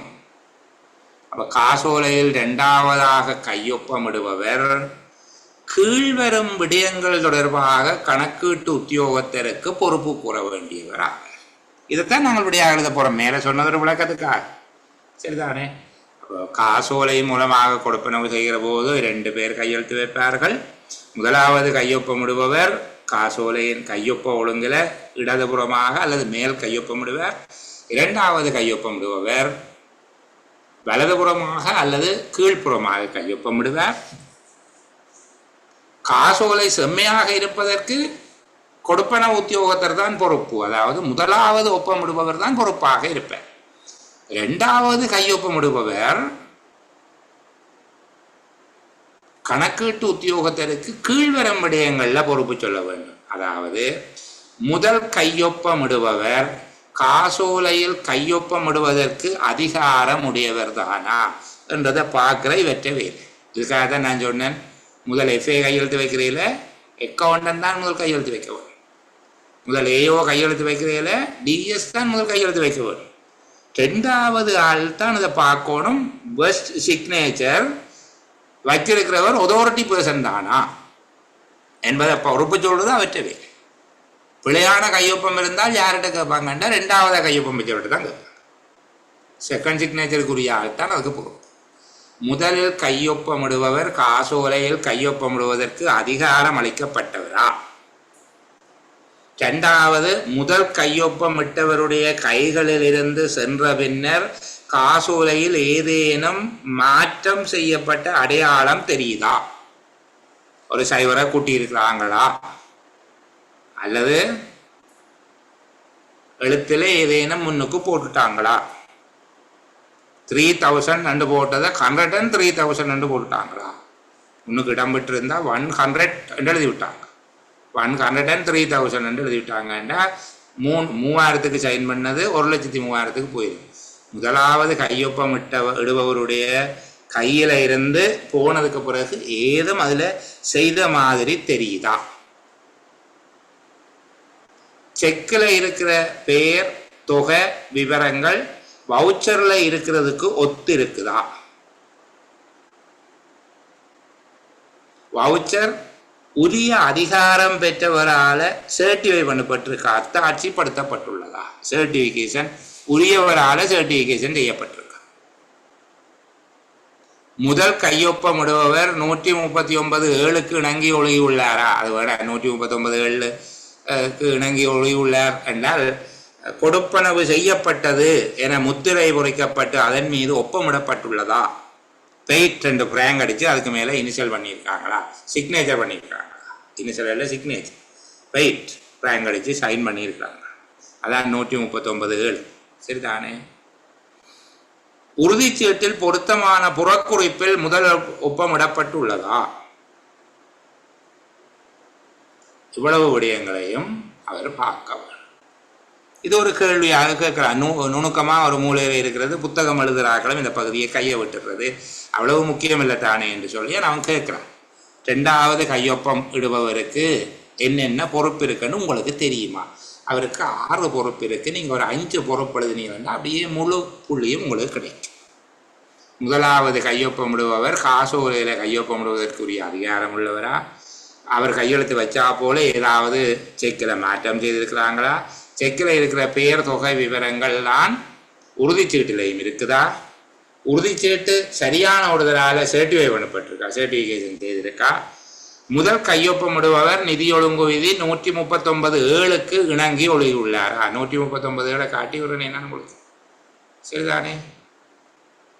உறுதிச்சீட்டுல முன்பக்கத்துல காட்டப்பட்டுள்ள தொகை செலுத்தப்பட்டது, பணம் செலுத்தப்பட்டது என்பதை உறுதிச்சீட்டில் குறிப்பிடும் வகையில் செலுத்தப்பட்டுள்ளது என முத்திரை பொறிக்கப்பட்டு கையொப்பமிடப்பட்டுள்ளது. அதான் 7வது 139(7).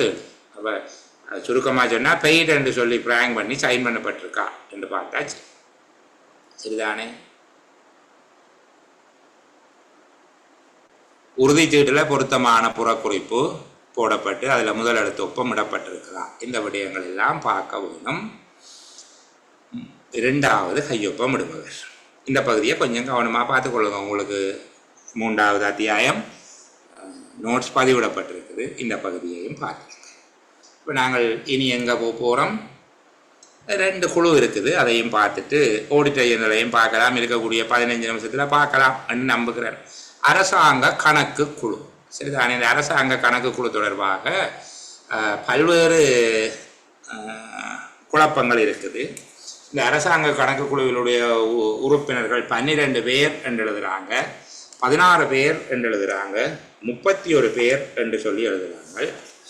உண்மையில இப்போது இருக்கக்கூடிய 9வது பாராளுமன்றத்தில் 31 பேர் தான் இருக்கிறோம். நீங்கள் அந்த பகுதியை கட்டாயம் எழுத வேணும் என்றில் நான் எளிமையாக உங்களுக்கு சொல்கிறேன். இந்த அரசாங்க கணக்கு குழு என்றா என்ன என்று சொல்லி, சரிதானே? அமைச்சுக்கள், திணைக்களங்கள், மாகாண சபைகள், உள்ளூராட்சி சபைகள் என்பவற்றின் கணக்குகள் தொடர்பில் ஆராய்ந்து பாராளுமன்றத்தில் அறிக்கை சமர்ப்பிப்பதற்காக பாராளுமன்ற தெரிவு குழுவினால் தெரிவு செய்யப்பட்ட உறுப்பினர்களை அங்கத்தவர்களாக கொண்டு பொது கணக்குகள் குழு செயற்படுகிறது. அரசாங்க கணக்கு குழு அல்லது பொது கணக்குகள் குழு என்று சொல்லப்படுகிறது. இப்போ நாங்கள் என்ன சொல்லுகிறோம்? அமைச்சுக்கள், திணைக்களங்கள், உள்ளூர் அதிகார சபைகள், மாகாண சபைகள் என்பவற்றின் கணக்குகள் தொடர்பாக ஆராய்ந்து பாராளுமன்றத்துக்கு அறிக்கை சமர்ப்பிப்பது அரசாங்க கணக்குகள் குழுவினுடைய பொறுப்பாக இருக்கும். இது கீழ்வரும் விடயங்களை கையாளுகிறது. முதல்ல அதை பற்றி ஒரு அறிமுகத்தை கொடுக்குறோம். எப்படி அமைச்சுக்கள், திணைக்களங்கள், மாகாண சபைகள், உள்ளூர் அதிகார சபைகள் என்பவற்றினுடைய கணக்குகள் தொடர்பாக ஆராய்ந்து பாராளுமன்றத்தில் அறிக்கை சமர்ப்பிப்பதற்காக பாராளுமன்ற தெரிவு குழுவினால் நியமிக்கப்படுகிறது. பொது கணக்குகள் குழு நியமிக்கப்படுகிறது. இது கீழ்வரும் விடயங்களை கையாளும். எளிமையாக விளங்கிட்டு தானே? பொதுவாக எல்லா அரசாங்க நிறுவனங்கள், அரசாங்க தொழில் முயற்சிகள் இல்லையா, அரசாங்கத்தினுடைய அமைச்சுக்கள், திணைக்களங்கள், மாகாண சபைகள், உள்ளூர் அதிகார சபைகள் போன்றவற்றினுடைய கணக்குகள் தொடர்பாக ஆராய்ந்து பாராளுமன்றத்தில் அறிக்கை சமர்ப்பிக்கும் வகையில் பாராளுமன்ற தெரிவு குழுவினால் பொது நிதி தொடர்பான குழு அல்ல பொது கணக்குகள் தொடர்பான குழு ஸ்தாபிக்கப்படுகிறது. இது கீழ்வரும் விடயங்களை கையாள போகிறது. ஒன்று, பாராளுமன்றத்தால் அங்கீகரிக்கப்பட்ட நிதி ஏற்பாடுகள், அவை தொடர்பான கணக்குகள் என்பவற்றை கணக்காய்வாளர் நாயகத்தின் அறிக்கையோடு பரிசீலனை செய்து அதன் பொருத்தமான தன்மை பற்றி பாராளுமன்றத்துக்கு அறிக்கை கொடுப்பது அல்லது அறிக்கை இடுவது. செலவுகளை மேற்கொள்வதற்காக பாராளுமன்றத்தினால அங்கீகரிக்கப்பட்ட நிதி ஏற்பாடுகள், ஏனைய கணக்குகள் தொடர்பாக கணக்காய்வாளர் நாயகத்தின் அறிக்கையோடு அவற்றை பரிசீலனை செய்து அவற்றின் பொருத்தமான தன்மை பற்றி பாராளுமன்றத்துக்கு அறிக்கை கொடுக்கிறது. இப்போ விளங்குது தானே? பாராளுமன்றத்தில் செய்யப்பட்ட நிதி ஏற்பாடு, எந்தெந்த திணைக்களம், எந்தெந்த அமைச்சு, எந்தெந்த நிறுவனத்துக்கு அவ்வளவு நிதி ஏற்பாடு செய்யப்பட்டிருக்கு, அது எவ்வாறு செலவிடப்பட்டிருக்கு என்பதை கணக்காய்வாளர் நாயகமும் அதை பற்றி ஒரு அறிக்கை செய்வார். ஆடிட்டர் ஜெனரல் எல்லாத்தை பற்றியும் ஆடிட் பண்ணி அறிக்கை கொடுப்பார். அந்த அறிக்கையோடு பார்த்து அது தொடர்பாக அதன் திருத்தமான பொருத்தமான தன்மை, ஆடிட்டர் ஜெனரல் எதுவும் கேள்வி கேட்டிருக்கிறாரா, அப்படியே சொல்லியிருக்கிறாரா என்றெல்லாம் பார்த்து அது எப்படி திருப்தியாக இருந்திருக்கா என்பதை பற்றி பாராளுமன்றத்துக்கு அறிக்கை கொடுப்பது இது என்ற முதலாவது வேலை. திணைக்களங்கள், உள்ளூர் அதிகார சபைகள், அமைச்சுக்கள் என்பவற்றில் நடைபெறுகின்ற நிதி நடைமுறைகள், செயற்பாடுகள், நிதி முகாமைத்துவம் என்பவை தொடர்பாக பரிசீலனை செய்து அதில் காலத்துக்கு காலம் ஏற்படுகிற விடயங்கள் தொடர்பாக அறிக்கை கொடுக்கிறது. திணைக்களங்கள், அமைச்சுக்கள், உள்ளூர் அதிகார சபைகள் என்பவற்றில் பொதுவாக இடம்பெறுகின்ற நிதி நடைமுறைகள், நிதி செயற்பாடு, நிதி முகாமைத்துவம் பற்றி பாராளுமன்றத்திற்கு அறிக்கை எடுக்கிறது.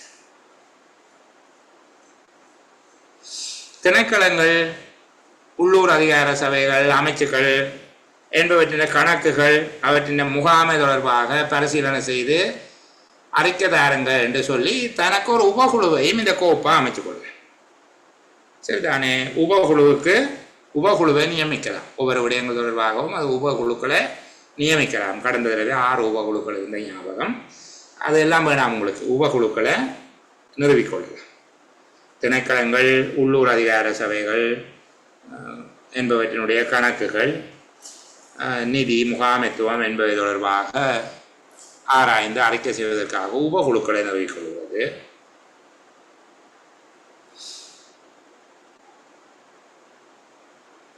நிதி நடவடிக்கைகள் தொடர்பாக எந்த ஒரு நபரையும் அழைத்து விசாரிக்கவும், ஆவணங்கள், பதிவேடுகள், புத்தகங்கள் என்பவற்றை பரிசீலிக்கவும், பொருட்களை பரிசீலனை செய்யவும் பொது கணக்குகள் குழுவுக்கு அதிகாரம் உண்டு.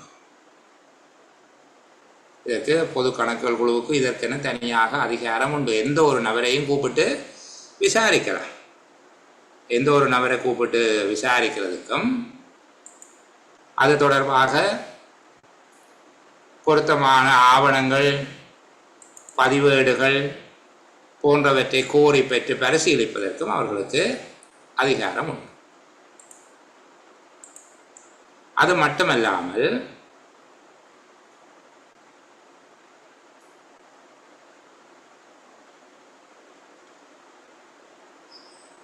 அரசாங்க திணைக்களங்கள், அமைச்சுக்களுக்கு பரிந்துரைகளை வழங்கலாம். அது இந்த குழுவினுடைய உத்தரவுகளாக இருக்கும் அல்லது பாராளுமன்றத்தின் கட்டளைகளாக அவை கருதப்பட வேண்டும்.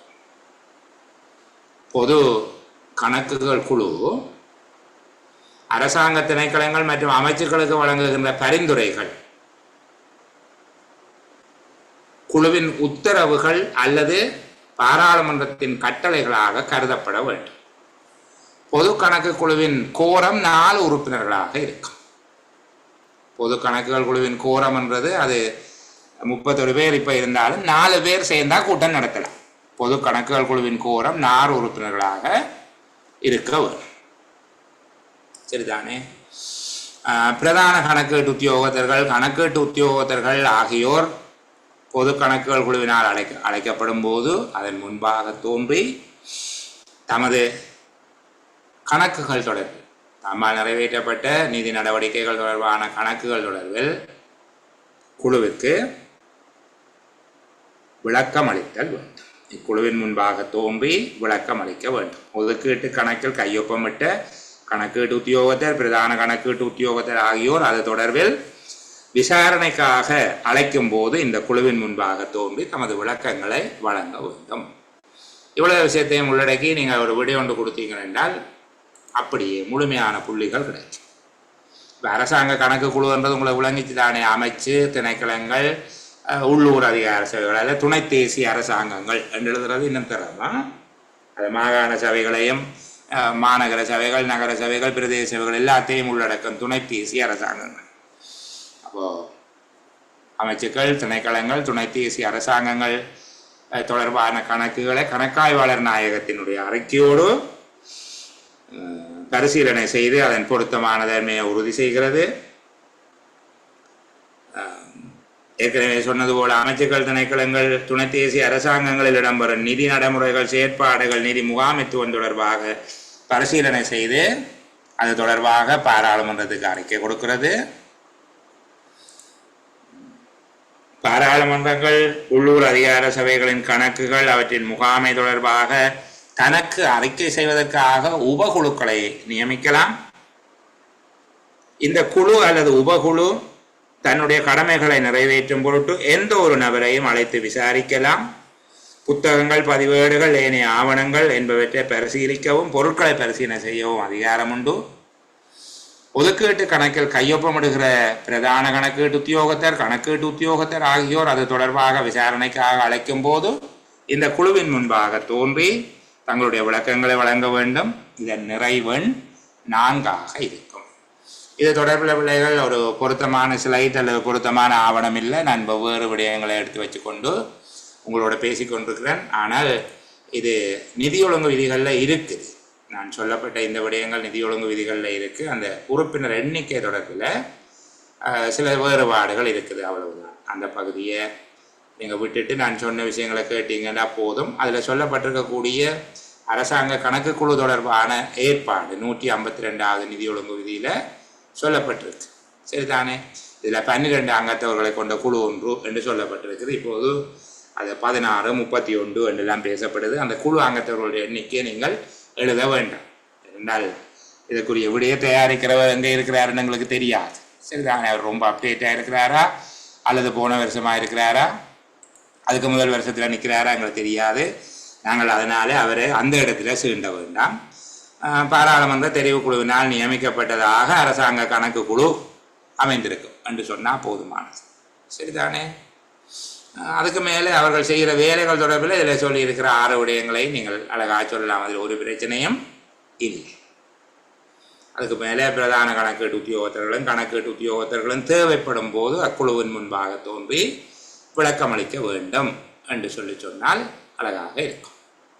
அடுத்தது இதில் சொல்லப்படாத ஒரு விடயத்தை நான் பிள்ளைகளுக்கு மேலதிகமாக சொல்லிட்டு போகிறேன். அரசாங்க பொது முயற்சிகள் பற்றிய குழு. இந்த அரசாங்க பொது முயற்சிகள் பற்றிய குழு என்று சொல்லப்படுகிறது. மேலே சொன்ன விடயங்களை காட்டாது, மேலே சொன்ன விடயங்களுக்குள்ளே அடங்காது. அப்போ இது என்ன சொல்ல போகுதுன்னா, அரசாங்கத்தினால் நிதியளிக்கப்படுகின்ற கூட்டு தாபனங்கள், சபைகள், அரச நிதியில் அல்லது அரசின் பகுதியளவான நிதியில் செயற்படுகின்ற கம்பெனிகள் ஆகியவற்றின் நிதிசார் செயற்பாடுகள் தொடர்பில் ஆராய்ந்து பாராளுமன்றத்துக்கு அறிக்கையிடுபவையாக பொது முயற்சிகள் குழு காணப்படும். இந்த வேறுபாடு விளங்குதா உங்களுக்கு? இந்த பொது முயற்சிகள் குழு என்று சொல்லுகிறது அரசாங்கத்தினால் நடத்தப்படுகிற தொழில் முயற்சிகளை பற்றி ஆராயும். கோப்பா இல்லை, இது வியாபார நிறுவனங்கள் அரசாங்கத்தினால் நடத்தப்படுகின்ற, அரசாங்கத்தினால் நிதியளிக்கப்பட்ட பொது கூட்டு தாபனங்கள், அரசாங்கத்திடம் உள்ள எந்த ஒரு வணிக நிறுவனங்களின் கணக்குகளையும் ஆராய்வதாகும். சரிதானே? பாராளுமன்ற தெரிவு குழுவினால் நியமிக்கப்பட்ட 31 உறுப்பினர்களை கொண்டதாக பாராளுமன்றத்தில் இக்குழு செயற்படும். நாங்கள் பாராளுமன்ற தெரிவு குழுவினால் நியமிக்கப்பட்ட உறுப்பினர்களை கொண்டதாக இக்குழு செயற்படும் என்று சொல்லிவிடுவோம். இந்த குழு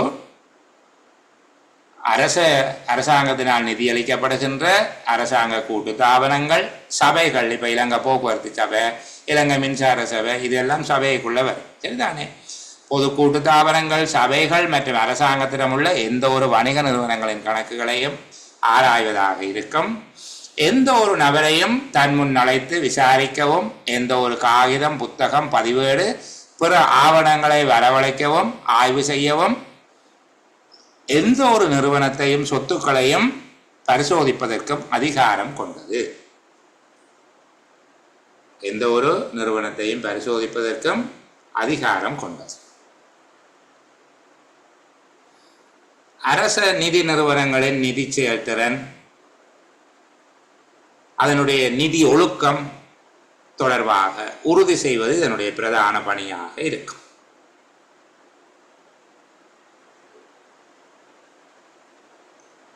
கணக்கு ஆய்வாளர் நாயகத்தின் அறிக்கையுடன் ஒப்பீடு செய்து குறித்த நிறுவனங்களின் நிதி செயற்பாடுகள் தொடர்பாக, அதன் பொருத்தத்தன்மை தொடர்பாக பாராளுமன்றத்துக்கு அறிக்கை சமர்ப்பிக்கும். இவ்வளவும் சொன்னால் காணும். பொது முயற்சிகள் தொடர்பான குழு சில வேளைகளில் என்ன செய்கிறாங்கன்னா, உங்களுக்கு ரெண்டுக்கும் வித்தியாசம் தெரியுமா என்று பார்க்குறதுக்கு பொது நிதி தொடர்பான பாராளுமன்ற குழு, பொது முயற்சிகள் தொடர்பான பாராளுமன்ற குழு ரெண்டையும் ஒண்டா போட்டு விடுறாங்க. அப்போ உங்களுக்கு இனி தெரியும். சரிதானே? பொது கணக்குகள் தொடர்பான பாராளுமன்ற குழுன்றது அமைச்சுக்கள், திணைக்களங்கள், துணை தேசிய அரசாங்கங்கள் அல்லது உள்ளூர் அதிகார நிறுவனங்களினுடைய கணக்கின் பொருத்தமான தன்மையை பற்றி ஆராயும். கணக்காய்வாளர் நாயகத்தின் அறிக்கையோடு சேர்த்து இதை பரிசீலிக்கும். இதை பரிசீலிக்கிறதுக்கு உபகுழுக்களை நிறுவலாம், யாரையும் கூப்பிட்டு விசாரிக்கலாம், பிரதான கணக்கீட்டு உத்தியோகத்தர்களை அழைக்கலாம். இதுக்கு கோரம் 4. பொது முயற்சிகள் மீதான குழு என்று கேட்கப்பட்டால் இதுவும் பாராளுமன்றத்திலான நிலையியல் கட்டளை 126, முதலாவதுக்கு 125, இதுக்கு 126 தான். அப்படி எழுதிவிடலாம். நிலையியல் கட்டளை 126க்கு அமைவாக பாராளுமன்ற தெரிவு குழுவினால் அமைக்கப்படுகிறது. அரசாங்கத்தினால் நிதியளிக்கப்பட்ட கூட்டுத்தாபனங்கள், சபைகள் மற்றும் வணிக நிறுவனங்கள் தொடர்பாக அவற்றின் கணக்குகளை ஆராய்ந்து பாராளுமன்றத்துக்கு அறிக்கை சமர்ப்பிக்கும். கணக்கு ஆய்வாளர் அறிக்கையை துணையாக கொள்ளும். இது தொடர்பாக ஆராய்வதற்கு உபகுழுக்களை அமைக்கலாம், எவரையும் கூப்பிட்டு விசாரிக்கலாம். இதனுடைய கோரம் 4 இருக்கும். கூட்ட நடப்பு எண், கோரம் என்பதை கூட்ட நடப்பு எண் 4 இருக்கும். இப்படியாக இவ்வளவையும் சொல்லிவிட்டீங்களா? சரி, எதை பற்றி சொல்லிட்டோம்? பொது முயற்சிகள் குழு. அடுத்தது கணக்காய்வாளர் நாயகத்தை பற்றி ஒரு நாங்கள் சொல்லுவோம். சரிதானே? கணக்காய்வாளர் நாயகம் நிதி ஒழுங்கு விதி 154 கணக்காய்வாளர் நாயகத்தை பற்றி சொல்லப்பட்டிருக்கு. நான் அரசியலமைப்பில் அவருக்கு இருக்கிற அதிகாரம் என்ன, பொறுப்பு என்ன என்பதை பற்றி எல்லாம் உங்களுக்கு சொல்லுங்க. அது வேணும். சரிதானே? அப்போ முதலாவது கணக்காய்வாளர் நாயகத்தின் கடமைகள் எவை என்று கேட்கப்பட்டால், நீங்கள் ஒரு 4 கடமைகளை விரிவாக எழுத தெரிஞ்சால் உங்களுக்கு போதும். சரிதானே? கணக்காய்வாளர் நாயகத்தின் கடமைகள் மற்றும் பணிகள் அல்ல பொறுப்புகளும் பணிகளும் என்று கேட்கப்பட்டால், இலங்கை ஜனநாயக சோசலிச குடியரசின் அரசியலமைப்பு சட்டம் 153, 154, இந்த நிதி ஒழுங்கு விதியிலே 154 தான். 153 அவருடைய அதிகாரங்களையும் 154 அவருடைய பொறுப்புகளையும் சொல்லுகிறது. நாங்கள் 154 பொறுப்புகளை சொல்லுகிறது என்று எழுதுவோமே, எங்கள்கிட்ட கடமை தானே கேட்குறாங்க. 154 நிதி ஒழுங்கு விதியின் 154 தான். அப்போ கணக்காய்வாளர் நாயகத்தின் கடமைகள் தொடர்பில் இலங்கை ஜனநாயக சோசலிச குடியரசின் அரசியல் அமைப்பு உறுப்புரை 154 கீழ்வருமாறு குறிப்பிடுகிறது. 1. சகல அரசாங்க திணைக்களங்கள், அமைச்சரவை, நீதி சேவை ஆணைக்குழு, பொது சேவை ஆணைக்குழு, ஓம்புட்ஸ்மன் அல்லது நிர்வாகத்துக்கான பாராளுமன்ற ஆணையாளர், பாராளுமன்ற செயலாளர் நாயகம், தேர்தல் ஆணையாளர் நாயகம் ஆகியோரின் அலுவலகங்கள், உள்ளூராட்சி சபைகள், பொது கூட்டு தாபனங்கள், அரசின் வியாபார நிறுவனங்கள் என்பவற்றின் கணக்குகள் மீது கணக்காய்வு செய்தல். எல்லாரையும் எழுதி அந்த கணக்குகளை கணக்காய்வு செய்தல். இதைத்தான் 2 பிரித்து அங்கே கோப்பும் பிறகு பார்க்க போகுது. இங்கே எல்லாம் யாருக்கு? அரசாங்க அமைச்சுக்கள், திணைக்களங்கள், அமைச்சரவை, நீதி சேவை ஆணைக்குழு, பொது சேவை ஆணைக்குழு, நிர்வாகத்துக்கான பாராளுமன்ற ஆணையாளர், பாராளுமன்ற செயலாளர் நாயகம், தேர்தல் ஆணையாளர் நாயகம், உள்ளூர் அதிகார சபைகள், அரசாங்க கூட்டு தாபனங்கள், சபைகள், அரசாங்கத்தினால் நிதியளிக்கப்பட்ட வர்த்தக நிறுவனங்கள் ஆகியவற்றின் கணக்குகளை கணக்காய்வு செய்வது. சரியா? 2வது, பாராளுமன்றத்தில் ஆக்கப்படுகின்ற சட்டங்களினால் அவர் மீது விதிக்கப்படுகின்ற அல்லது அவர் மீது பொறுப்பிக்கப்படுகின்ற கடமைகளையும் பொறுப்புகளையும் நிறைவேற்றுதல். 2வது அவருடைய பணியாக என்ன சொல்கிறோம்? பாராளுமன்றத்தினால் ஆக்கப்படும் சட்டங்களில் விவரிக்கப்படும் அவர் மீது பொறுப்பிக்கப்படும் கடமைகள், பணிகளை கணக்காய்வாளர் நாயகம் ஆற்ற வேண்டும். 3வது, கணக்காய்வாளர் நாயகமோ அல்லது அவரால் அதிகாரம் அளிக்கப்பட்ட எவரோ தங்களுடைய கடமைகளை நிறைவேற்றும் போது எந்த ஒரு நிறுவனத்திடமும் சகல ஏடுகள், பதிவேடுகள், திரட்டுக்கள், ஆவணங்களை பெறுவதற்கு, களஞ்சிய பொருட்கள், சொத்துக்களை பெறுவதற்கு, தமது கடமைகளையும் பணிகளை நிறைவேற்றுவதற்கு தேவையான தகவல்களையும் விளக்கங்களையும் பெறுவதற்கு உரித்துடையவர்களாக இருப்பார்கள். 3வது, கணக்காய்வாளர் நாயகமும் கணக்காய்வாளர் நாயகத்தினால் அதிகாரம் அளிக்கப்பட்டவர்களும் தங்களுடைய கடமைகள், பணிகளை நிறைவேற்றுவதற்கான ஏடுகள், பதிவேடுகள், திரட்டுக்கள், ஆவணங்களை பெறுவதற்கு, களஞ்சிய பொருட்கள், சொத்துக்களை பெறுவதற்கு, தங்களுடைய கடமைகள், பணிகளை புரிவதற்கு தேவையான தகவல்கள், விளக்கங்களை பெறுவதற்கு உரித்துடையவர்களாக இருப்பார்கள். 4வது, கணக்காய்வாளர் நாயகம் ஒவ்வொரு நிதியாண்டும் முடிவுற்ற பின்னர் அடுத்து வரும் 10 மாதங்களுக்குள்ளாக தனது அவதானிப்பு தொடர்பான அறிக்கையினை பாராளுமன்றத்துக்கு சமர்ப்பிக்க வேண்டும். 5வது, கணக்காய்வாளர் நாயகத்துக்கும் அவரால் எழுத்து மூலம் அதிகாரம் அளிக்கப்பட்ட உத்தியோகத்தர்களுக்கும் எல்லா விதமான உதவிகளையும் வழங்குவது சகல பிரதான கணக்கீட்டு உத்தியோகத்தர்களுக்கும் கணக்கீட்டு உத்தியோகத்தர்களுக்கும் விதிக்கப்பட்ட பொறுப்பாக இருக்கிறது. கணக்காய்வாளர் நாயகமும் அவரால் எழுத்து மூலம் அதிகாரம் அளிக்கப்பட்ட உத்தியோகத்தர்களும் அவர்களின் கடமைகள் பொறுப்புகளை நிறைவேற்றுவதற்கு வேண்டிய அனைத்து உதவிகளையும் வழங்குவது பிரதான கணக்கீட்டு உத்தியோகத்தர்கள் கணக்கீட்டு உத்தியோகத்தர்கள் மீது விதிக்கப்பட்ட பொறுப்பாக இருக்கிறது. சரியா?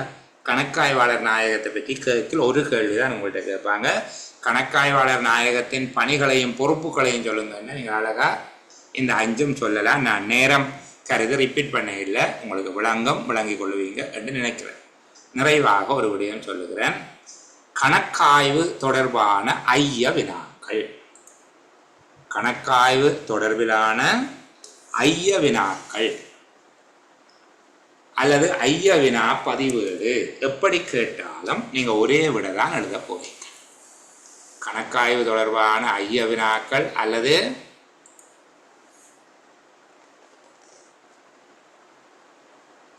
கணக்காய்வு ஐய வினா பதிவேடு. சரிதானே? இது குவாரி ரெஜிஸ்டர் என்று சொல்லுவாங்க. சரிதானே? ஆடிட் குவாரி ரெஜிஸ்டர் என்று சொல்றோம். அதாவது ஆடிட் குவாரிக்கு ஆன்சர் பண்ற சம்பந்தமாக என்ன கேள்வி கேட்டாலும் நீங்கள் இந்த பகுதியை சொன்னீங்கன்னா போதுமானதாக இருக்கும். முதலாவது விடயம், கணக்காய்வு கடமைகள் என்பது கணக்காய்வாளர் நாயகத்துக்கான தனியான பணி அல்ல. சரிதானே? கணக்காய்வு கடமை என்பது கணக்காய்வாளர் நாயகத்தின் தனிப்பட்ட பணி அல்ல. கணக்காய்வாளர் அதிபதிக்கு யாப்பில சொல்லப்பட்டிருக்கு இன்ன வேலைகளை செய்யுங்கன்னு சொல்லி. நான் கொஞ்சம் விளங்கப்படுத்திக்கிட்டு கேள்வி விடைக்கு வரேன். அவருக்கு யாப்பில சொல்லப்பட்டிருக்குது இப்படி இப்படி எல்லாம் செய்யுங்கண்டு. ஆனால் அவர் மட்டும்தான் செய்ய வேணுமென்று இல்லை. சரிதானே? அவர் மட்டும்தான் செய்ய வேணும் என்று சொல்லி இல்லை. ஒவ்வொரு பிரதான கணக்கீட்டு உத்தியோகத்தர்களும் கணக்கீட்டு உத்தியோகத்தர்களும் நிதி தொடர்பாக அது செம்மையாக நிர்வகிக்கப்படுகிறது என்பதற்கு பொறுப்பு கூற வேண்டியவர்களாக இருப்பார். சரியா? அப்ப இந்த அடிப்படையில் கணக்காய்வாளர் நாயகத்தினால அனுப்பப்படுகிற ஒவ்வொரு கடிதங்களுக்கும் ஒவ்வொரு வினாக்களும் உடனடியாக ஆராயப்பட்டு அவற்றுக்கு முழுமையான விடைகள் கொடுக்கப்படுவது அவசியம். அவ்வாறு கொடுக்கப்படுகிறதா என்பதை பிரதான கணக்கீட்டு உத்தியோகத்தர்களும் கணக்கீட்டு உத்தியோகத்தர்களும் உறுதிப்படுத்திக் கொள்ள வேண்டும். சரிதானே? முழுமையான பதிலை உடனடியாக கொடுக்காவிட்டால் ஒரு இடைக்கால அறிக்கையை அவர்கள் கொடுக்க வேண்டும். ஒரு கணக்கீட்டு உத்தியோகத்தர், ஒரு திணைக்கள தலைவராக பதவி ஏற்கும் பொழுதும் அதற்கு பின்னரும் இடையிட ஐய வினா பதிவேடு பரிசோதிக்க வேண்டும். சரி, இப்போ இனி இது கேள்வியாக வருகிறது. சரிதானே? ஐய வினா பதிவேடு என்றால் என்ன என குறிப்பிட்டு அது தொடர்பில் கணக்கீட்டு உத்தியோகத்திற்குரிய பொறுப்புகள் எவை என்று கேட்பார். அல்லது திணைக்கள தலைவருக்குரிய பொறுப்புகள் எவை என்று சொல்லி கேட்பாங்க. என்ன சொல்றோம்? கணக்காய்வு தொடர்பான ஐய வினா பதிவேடு என்றால் என்ன, அல்லது கணக்காய்வு தொடர்பான ஐய வினாக்கள் தொடர்பில் திணைக்கள தலைவர் ஒருவருக்குரிய கடப்பாடுகள் எவை? 2 கேள்வி சொல்லி தந்துட்டேன்.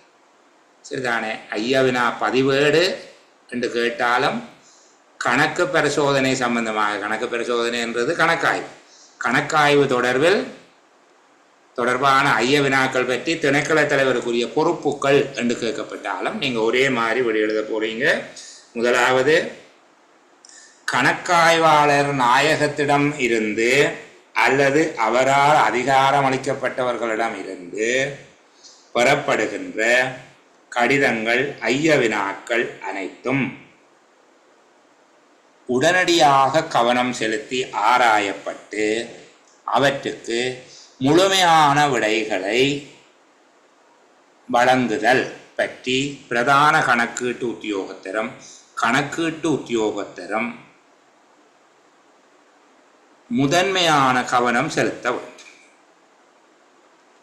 கணக்காய்வாளர் நாயகத்திடமிருந்து அல்லது அவரால் அதிகாரம் அளிக்கப்பட்டவர்களிடமிருந்து கிடைக்கின்ற கடிதங்கள், ஐய வினாக்கள் அனைத்தும் உடனடியாக ஆராயப்பட்டு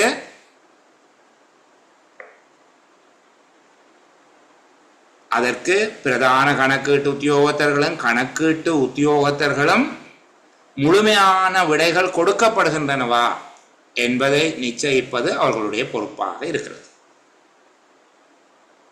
உடனடியாக முழுமையான பதில் வழங்க முடியாவிட்டால் ஒரு இடைக்கால பதில் கொடுக்கப்பட வேண்டும். கணக்கீட்டு உத்தியோகத்தர் முதலில் பதவி ஏற்கும் பொழுதும் அதற்கு பின்னரும் ஐயவினா பதிவேட்டை இடையிடையே பரிசோதித்து பொருத்தமான நடவடிக்கைகளை மேற்கொள்ள வேண்டும். 4வது, ஐயவினாக்கள் கடிதங்கள் பெறப்பட்ட திகதியையும் அவற்றுக்கான பதில் அனுப்பப்படுகின்ற திகதியையும் காட்டுகின்ற கணக்காய்வு ஐயவினா பதிவேடு ஒன்று ஒவ்வொரு திணைக்களத்திலும் இருக்க வேண்டும். கணக்காய்வாளர் நாயகத்தினால் அல்லது அவருடைய அதிகாரம் அளிக்கப்பட்டவர்களால் அனுப்பப்படுகின்ற கடிதங்கள், ஐய வினாக்கள் பெறப்பட்ட திகதியை காட்டுகின்ற, அவற்றுக்கான பதில் அனுப்பப்பட்ட திகதியை காட்டுகின்ற கணக்காய்வு ஐய வினா பதிவேடு ஒன்று ஒவ்வொரு திணைக்களத்திலும் இருக்க வேண்டும். கணக்காய்வாளர் நாயகத்திடமிருந்து கிடைக்கப்பெற்ற ஐய வினாக்களின் பிரதிகள், கடிதங்கள், அவற்றுக்கான பதில்கள் என்பவை ஒழுங்கின் பிரகாரம் கோவையில் இடப்பட்டிருக்க வேண்டும். சரி, இந்த அளவோட வெற்றிகரமாக நிதி ஒழுங்கு விதிகளின் 3வது அத்தியாயம், கிட்டத்தட்ட இதுதான் நிதி ஒழுங்கு விதிகளினுடைய பிரதானமான பாகம். சரிதானே? மிக தெளிவாக இந்த விடயத்தை நீங்கள் படிச்சிருப்பீங்கள் என்று நம்புகிறேன். இந்த அளவோடு ஒளிப்பதிவை நிப்பாட்டுகிறேன். யாரேனும் கேட்க ஏதேனும் விரும்பினால் உங்களுக்காக காத்திருக்கிறேன். இல்லை என்றால் நீங்கள் விலகிக் கொள்ளுங்கள்.